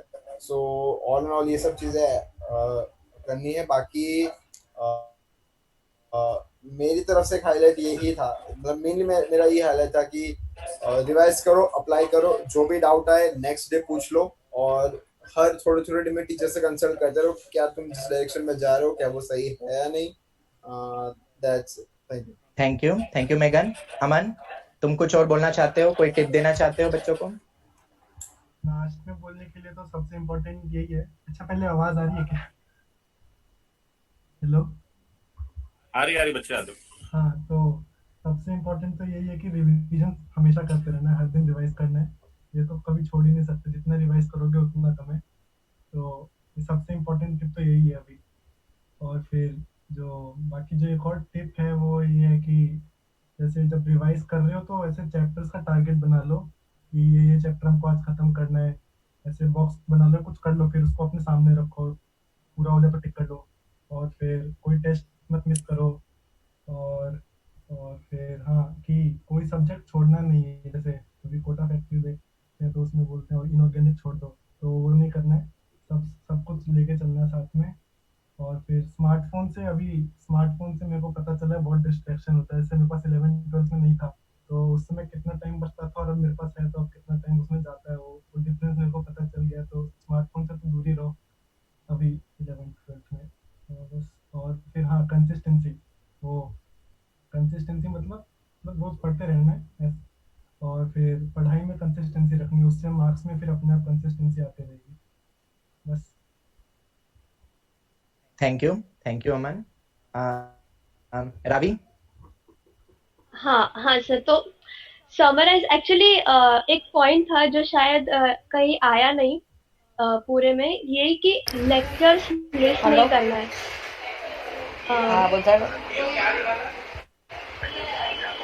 तो मैं ये कह रही थी कि लेक्चर्स मिस नहीं करना है बिल्कुल भी। जो मैं बताना चाहूंगी, मैंने 11th के स्टार्टिंग में एक लेक्चर मिस किया था, और आज तक मुझे उस लेक्चर पे जो पढ़ाया था उसमें मेरे को आज तक कॉन्फिडेंस नहीं आया है। तो उसका एक बहुत ज्यादा नुकसान होता है अगर आप लेक्चर्स मिस करते हो। तो लेक्चर्स मिस नहीं करना है, टेस्ट मिस नहीं करना है, नोट्स बनाना है, और एक और इम्पोर्टेंट चीज, डाउट्स पूछनी है। अब डाउट्स पूछने का क्या रीजन, देखो आप कुछ सॉल्व कर रहे हो, 10 क्वेश्चन सपोज आपने सॉल्व किए आज, उसमें से आपने 7 कर लिए, 3 नहीं आए, तो अगर आपने डाउट्स नहीं पूछे तो उसका उसका मतलब कि आपने कुछ सीखा ही नहीं। अगर 10 क्वेश्चन में से आप 7 कर रहे हो तो उसका आपको कुछ फायदा नहीं हुआ, क्योंकि वो 7 क्वेश्चन वो थे जो आपसे हो जाने वाले थे। अगर आपने वो 3 क्वेश्चन नहीं पूछे, मतलब आपने कुछ नया सीखा ही नहीं, मतलब वो 10 क्वेश्चन सॉल्व करने का भी कुछ फायदा नहीं हुआ। तो डाउट्स पूछने में बिल्कुल झिझकना नहीं है। मतलब मेरे साथ ऐसे कई बच्चे थे जो सॉल्व सब कुछ करते थे लेकिन डाउट्स बहुत कम पूछते थे, और उसकी वजह से मतलब उनको काफी नुकसान हुआ है। तो इसलिए एक्सपीरियंस से बोल रही हूँ, डाउट्स हमेशा पूछने हैं। और एक इम्पॉर्टेंट चीज, पेपर की एनालिसिस। जो भी टेस्ट पेपर दे रहे हो बाहर आके, मतलब घर जाके या कई थोड़े टाइम के बाद बार वो पेपर देखना है, अपनी सारी मिस्टेक्स देखनी है, क्या गलती हुई, क्या ये गलती होनी चाहिए थी, नहीं होनी चाहिए थी, क्या कुछ पढ़ना रह गया था, क्या प्रैक्टिस कम थी, क्या मुझे क्वेश्चन ही समझ नहीं आया। तो ये सब सवाल खुद से कर रहे हैं, कहीं लिखने हैं, जैसे रोहन सर हमेशा कहते हैं मिस्टेक डायरी बनाओ, तो वो हमेशा बनाने। पेपर की एनालिसिस बहुत इंपॉर्टेंट है। अगेन वही वही फिलोसॉफी आती है कि अगर डाउट्स नहीं पूछे, पेपर का एनालिसिस नहीं किया, तो फिर पेपर देने का फायदा ही क्या हुआ। और एक और चीज की, फूड, एक्सरसाइज और स्लीप तीनों सही रहने चाहिए। मतलब ऐसा नहीं कि ज्यादा, ऐसा नहीं कि कम, पर एक्सरसाइज इतनी नहीं करनी कि एग्जॉशन हो जाए, लेकिन फिर खुद की इम्यूनिटी वो सब बहुत काम आती है। इवन आपका जो मेंटल वेलबींग है वो भी बहुत जरूरी है। तो फूड, एक्सरसाइज और स्लीप तीनों पे बहुत ध्यान देना है। और एक बात मैं कहूंगी कि it's okay and normal to get demotivated until you get motivated back soon. अगर बहुत टाइम के लिए आपको मन ही नहीं कर रहा है पढ़ने का तो वो गलत है, पर डीमोटिवेटेड होने में भी कोई प्रॉब्लम नहीं है, होता है, लेकिन वापस जल्द से जल्द मोटिवेशन गेन करने की कोशिश करिए। और गर्ल्स को मैं कहूंगी कि कॉन्फिडेंस कभी लूज मत करना, मतलब कॉन्फिडेंस रखना ही चाहिए खुद पर कि आप कर सकते हो। जो नॉर्म्स है वो सब अपने ऊपर लागू नहीं होने देना है कि इनके पास टेक्निकल माइंड नहीं है, ये नहीं कर सकते, वो सब नहीं लाना है। पर जैसे मैं बोलती हूँ कि अगर डिसाइड कर लिया है तो वेज तो बहुत खुल जाएगी। और एक और चीज रोहन सर कहते थे कि अगर सेल्फ मोटिवेशन में प्रॉब्लम हो रही है, मतलब अगर आप टारगेट डिसाइड कर रहे हो और फिर उसको फुलफिल करने में प्रॉब्लम हो रही है, तो किसी को, कोई भी एक इंसान को अपना टारगेट बता दो। इसको बता दो कि आज मैंने इतना डिसाइड किया है कि मैं इतना सॉल्व करूंगी, या तो अपने फ्रेंड को बता दो कि चल आज इतना सॉल्व करके आते हैं अपन दोनों, और जाके डाउट्स पूछते हैं, या फिर अपनी मॉम को बता दो, रोहन सर को बता दो, समीर सर को बता दो। तो वैसे किसी ना किसी को अपने टारगेट्स बता देने से क्या होगा कि अगर आपने किसी को बताया तो आपको ऐसा होगा कि नहीं, वो बाद में पूछेगा कि कितना हुआ नहीं हुआ, तो आपको मोटिवेशन मिलेगा कि करो। और at the end group studies again काफी इंपॉर्टेंट है। जो डिस्कशंस होते हैं, जो ब्रेक का टाइम होता है, वो समीर सर हमेशा कहते हैं कि यूटिलाइज करो जो डिस्कशन, किस तरीके का डिस्कशन कर रहे हो, ब्रेक के टाइम को भी कैसे यूटिलाइज कर रहे हो, तो वो भी बहुत इंपॉर्टेंट है। तो बस बाकी तो डिटरमिन रहो, सब हो जाएगा। Thank you very much Ravi. So reading, testing and analysis, अगर मैं इस चीज को ब्रीफ करूं तो जितना ज्यादा पढ़ोगे, मेहनत करोगे, उतना अच्छा है। उसके बाद अगर तुमने टेस्ट के थ्रू नहीं देखी कि हमने कितना पढ़ लिया है और हमें क्या कमियां हैं, तो वो भी गलत होगा। एंड एट द लास्ट, जैसा कि रावी ने कहा, analysis is also most important. सिर्फ टेस्ट दे देने से ये नहीं होता है कि हमारा परफॉर्मेंस इंप्रूव होगा। उसके बाद की जो एनालिसिस होती है, that will improve you a lot. तो ये 3 चीज बिल्कुल मत भूलना। First of all reading and learning, second is testing, and third one is analysis. Thank you Ravi, thank you very much. Pranav. हाँ सर, अगर बहुत ने पूछा कि डिस्ट्रैक्शन कैसे ओवरकम और स्लीप कैसे कम, और डिस्ट्रैक्शन अगर बोलो बोलो बच्चों। वो इससे नहीं हुआ है। फॉर एग्जांपल आर्नोल्ड श्वार्ज़नेगर ने बोला था कि प्रणव एक बार वापस से बोलोगे, आवाज थोड़ी सी क्लियर नहीं है तुम्हारी। हाँ बोलो। तो ना सबका जो यही एक क्वेश्चन था बहुतों का कि डिस्ट्रैक्शन और स्लीप को कैसे ओवरकम करें। तो डिस्ट्रैक्शन और स्लीप ओवरकम नहीं हो पाता है, उसका एक ही मेन रीजन है कि आपका गोल क्लियर नहीं है। अगर आपका गोल थोड़ा बहुत भी क्लियर है तो माइंडसेट बिल्कुल भी क्लियर नहीं है। फॉर एग्जाम्पल आर्नोल्ड अपने टाइम पे उनका गोल था 15 से 16 साल की उम्र में कि उनको 20 साल तक मिस्टर यूनिवर्स बनना, यंगेस्ट यूनिवर्स। अपने कॉलेज जाते थे 6 घंटा पढ़ाई, 6 घंटे कॉलेज जाते थे, 6 घंटे ट्रेनिंग करते थे, 3 घंटे पार्ट टाइम जॉब करते थे, एंड उसके आखिर में 2 घंटे अपने वो निकालते थे जो अपने फिल्म एक्टिंग इंडस्ट्री में। तो वो दिन के 16 से 18 घंटे वर्क कर रहे थे और उनको तो नींद दिख नहीं रही थी। तो आपको यही करना है, आपको नींद को देखना नहीं है, आपका काम और गोल सेट फिक्स रखना है। अगर गोल फिक्स है और माइंडसेट सही है तो आपको नींद आपको डिस्ट्रैक्ट नहीं कर पाएगा, कोई भी डिस्ट्रैक्शन हो कुछ नहीं कर पाएगा और आप अपने पाथ पे लगे रहोगे। Thank you very much Pranav. Kshitij. Hello. हाँ हाँ बोलो। क्षितिज। हाँ, तो पहले तो जो एक कुछ बच्चों ने स्लीप वाला पॉइंट पूछा था, तो अभी तो मतलब जूम और ज्यादा डिवाइसेस यूज करने पड़ रहे हैं, पर ज्यादा से ज्यादा फोकस ये रखो कि मतलब जब पढ़ना जरूरी नहीं है तो मतलब मोबाइल या कुछ लैपटॉप या कुछ डिवाइस यूज मत करो, क्योंकि उसकी वजह से जो लाइट्स होती है उसकी वजह से नींद और थकान काफी ज्यादा आती है। तो अगर कुछ ब्रेक लेना ही है तो चल लो, खेल लो या कुछ भी कर लो, पर मतलब बैठे नहीं रहना है। अगर जिस टाइम पढ़ नहीं रहे या कुछ खाना या खा नहीं रहे या ऐसा कुछ कर रहे हो, पहले तो वो पॉइंट देखना है। और ये जो 2 साल की जर्नी है, पहले तो ये काफी लंबी जर्नी है, तो इसमें कभी ऐसा होगा कि आज मेहनत करने की नहीं इच्छा हो रही, कभी अप्स एंड डाउन्स आएंगे, पर हमें कॉन्स्टेंटली मोटिवेटेड रहना है। तो उसका एक ही तरीका है, देखो किसी को कोई काम अच्छा नहीं लगता तो फिर वो जितना भी करे वो नहीं कर पाएगा। तो इसीलिए पहले तो अपने दिमाग को ऐसा ट्रेन करना है कि भाई मुझे पीसीएम में मजा आ रहा है, अगर नहीं आ रहा तो भी बोलो मुझे मजा आ रहा है। और मेरे लिए तो मेन पॉइंट ये था कि जो भी मेरे टीचर्स थे, रोहन सर, समीर सर, वो पढ़ा तो रहे थे सब्जेक्ट्स, वो अच्छा भी पढ़ा रहे थे, पर उनकी आंखों और उनकी बॉडी लैंग्वेज में इतना इंटरेस्ट दिख रहा था कि मुझे भी हो रहा था कि इनको इंटरेस्ट आ रहा है, इनको मजा आ रहा है, तो मुझे क्यों नहीं आएगा। तो मतलब पीसीएम को सिर्फ एज स्टडी मत देखो, एक फन एक्टिविटी देखो। मुझे 2 साल में ऐसा मतलब मैंने 2 साल को एज अ गेम ही ट्रीट किया है। मुझे ऐसा कोई प्रॉब्लम नहीं हुआ कि ये करना है ये करना है, बस एक मजेदार चीज है, इसको करना है। क्योंकि 11th और 12th का पीसीएम जो जेई का प्रिपरेशन है, वो स्कूल की पढ़ाई और अभी तक की 12 साल की पढ़ाई से काफी इंटरेस्टिंग है। मतलब उसमें ऐसा कुछ डल मोमेंट्स नहीं है, कुछ कुछ चीजें छोड़ के, पर काफी ज्यादा चीजें जो इंटरेस्टिंग है। और जो मेन चीज है जो टीचर को है उनको आइडियली फॉलो करना है। अगर कोई भी फील्ड में सक्सेसफुल होना है तो जो सक्सेसफुल बंदा है, जिसको आता है, उसकी बात सुनेंगे। तो हमारे पास जो रोहन सर और समीर सर है, उनकी हर बात को फॉलो करना है, क्योंकि वो बहुत बच्चों को आगे बढ़ा चुके हैं, उसमें कोई डाउट नहीं है। और जो डाउट का चीज है, अगर मैं अपना बताऊं तो जब भी कोई भी आकाश में पेपर होता था तो पेपर होने के बाद मैं तुरंत ही आंसर की लेता था, जब तुरंत दे देते थे, या मतलब या अगर नेक्स्ट डे को देते थे तो मैं आंसर की लेके तुरंत ही अपना पेपर चेक करता था। मार्क्स जितने भी आए, मार्क्स का मुझे नहीं पड़ा था, पर मैं अपने देखता था कौन से क्वेश्चन सही हुए, कौन से गलत हुए। जो सही हुए उनको मैं एक बार पास देख लेता था कि क्यों क्यों सही हुआ, और जो गलत हुए उनको मैं वापस सॉल्व करता था। अगर नहीं होता तो टीचर को पूछता था, पर मैंने अपना कभी भी कोई भी सब्जेक्ट में डाउट कभी भी नहीं छोड़ा। थैंक यू वेरी मच क्षितिज।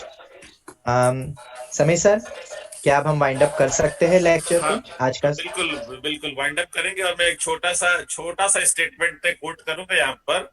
कई मैंने बिल्कुल पढ़ा सर। था किसी बुक में, किसी मोटिवेशन बुक में, कि सभी लोग जानते हैं कि जो सिल्क होता है ना, सिल्क, रेशम कहते हैं उसको, रेशम कीड़ा बनाता है। और वो कीड़ा जो है बनाते बनाते अपने ऊपर जो है ना वो रेशम को लपेट लेता है, कोकून कहते हैं उसको। तो उसमें एक पंच लाइन लिखी हुई थी कि success is cocooned in the hard work.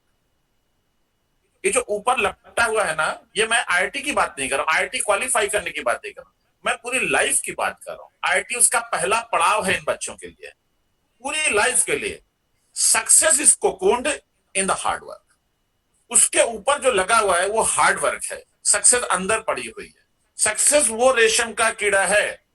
इसलिए अगर आपके अंदर हार्ड वर्क नहीं है ना, तो पक्का है कि लाइफ में सक्सेसफुल होना थोड़ा सा चांसेस कम हो जाते हैं। फिर किस्मत की बात आती वो मैं नहीं कर रहा हूं। मैं केवल ये कह रहा हूं कि success is cocooned in the hard work, that's it. Sir मैं क्लास पॉइंट बोलूं क्या? हाँ बिल्कुल बिल्कुल क्षितिज। हाँ, जो मेरा मेन टारगेट था ना वो आईआईटी जाना था, पर मेरा मेन टारगेट वो नहीं था। मेरा मेन टारगेट था कि पीसीएम में ये क्वेश्चन है, मुझे ये सॉल्व करना है। आईआईटी क्या ले जाएगा, जो जिसने क्वेश्चन सबसे ज्यादा सही सॉल्व किया वही। तो मेरा मेन टारगेट था कि मुझे इस क्वेश्चन सॉल्व करने में मजे आने हैं। अगर वो मैं कर लूंगा तो आईआईटी में तो मैं जाने ही वाला हूँ। थैंक यू क्षितिज। इसी को मैं अगर थोड़ा डिफरेंट वे में बोलूं कि जनरली व्हाट आईआईटी कॉलेजेस वाले प्रोफेसर्स किस टाइप के स्टूडेंट्स चाहते हैं, वो चाहते हैं बेसिकली बच्चों में प्रॉब्लम सॉल्विंग एबिलिटी हो। मैक्सिमम वो बच्चे आईआईटी पहुंच पाते हैं जिनमें प्रॉब्लम सॉल्विंग की एबिलिटी होती है। मतलब वो सिर्फ ऐसा नहीं कि मुझे अच्छा कॉलेज चाहिए या वो चाहिए उसके लिए बस पढ़ते रहो, नहीं। जिनको प्रॉब्लम, टफ से टफ प्रॉब्लम्स तो मैं नहीं बोलूंगा, बस प्रॉब्लम सॉल्व करने का हमेशा एक जुनून रहता है कि कोई भी डिफरेंट टाइप के क्वेश्चन आ गया, I have to solve. Mental ability जिसको हम बोलते हैं, कोई भी क्वेश्चन तुम्हारे सामने प्रेजेंट कर दिया, हमें सॉल्व करना है। इस टाइप की जिसमें प्रॉब्लम सॉल्विंग एबिलिटी होती है, जनरली वो उस टारगेट को अचीव कर पाते हैं। ठीक है, तो thank you very much.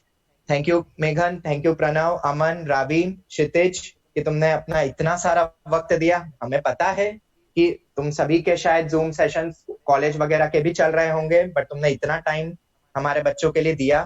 Thank you very much from all of us. ठीक है, मनीष सर। हाँ जी सर। ठीक है सर, हाँ सर। काफी अच्छा रहा। मुझे लग रहा है कि सारे जो जितने भी हमारे स्टूडेंट्स हैं उनके लिए काफी फ्रूटफुल रहा, है ना। तो सर मैं लास्ट में ना एक चीज मैंने भी कहीं ऐसा पढ़ा था, मैं वो शेयर करना चाहता हूँ कि जैसे हम आईआईटीज की बात करते हैं या जो भी कॉलेजेस की बात करते हैं ना, तो मुझे ऐसा लगता है कि सक्सेसफुल जो जैसे आईआईटीज में जाके हम सक्सेसफुल नहीं बनते हैं। मतलब मुझे ऐसा लगता है कि जो सक्सेसफुल है वही आईआईटी में जाता है, राइट। तो हमको डेली लाइफ में जो अभी हम डेली कर रहे हैं उसमें ही सक्सेसफुल बनना है, उसमें हमें बेस्ट करना है, ताकि हम आईआईटीज में जा सके या कोई दूसरे कॉलेजेस में जा सके। सिर्फ आईआईटीज में जाके अगर हम सोचेंगे कि आईआईटीज में एक बार हो गया तो हम सक्सेसफुल हो जाएंगे, वैसा नहीं है। हम पहले से ही सक्सेसफुल होके आईआईटी में जाते हैं, राइट। इसी के साथ में I would thanks all the teachers, Rohan sir, Sameer sir and our toppers for giving valuable time. And तो अभी एंड करें सर? हाँ सर, बिल्कुल बिल्कुल सर, जी सर। बिल्कुल बिल्कुल। So, okay, take care of yourself, stay strong, stay safe, stay home, and thank you very much. Thank you, sir. Thank you thank you sir.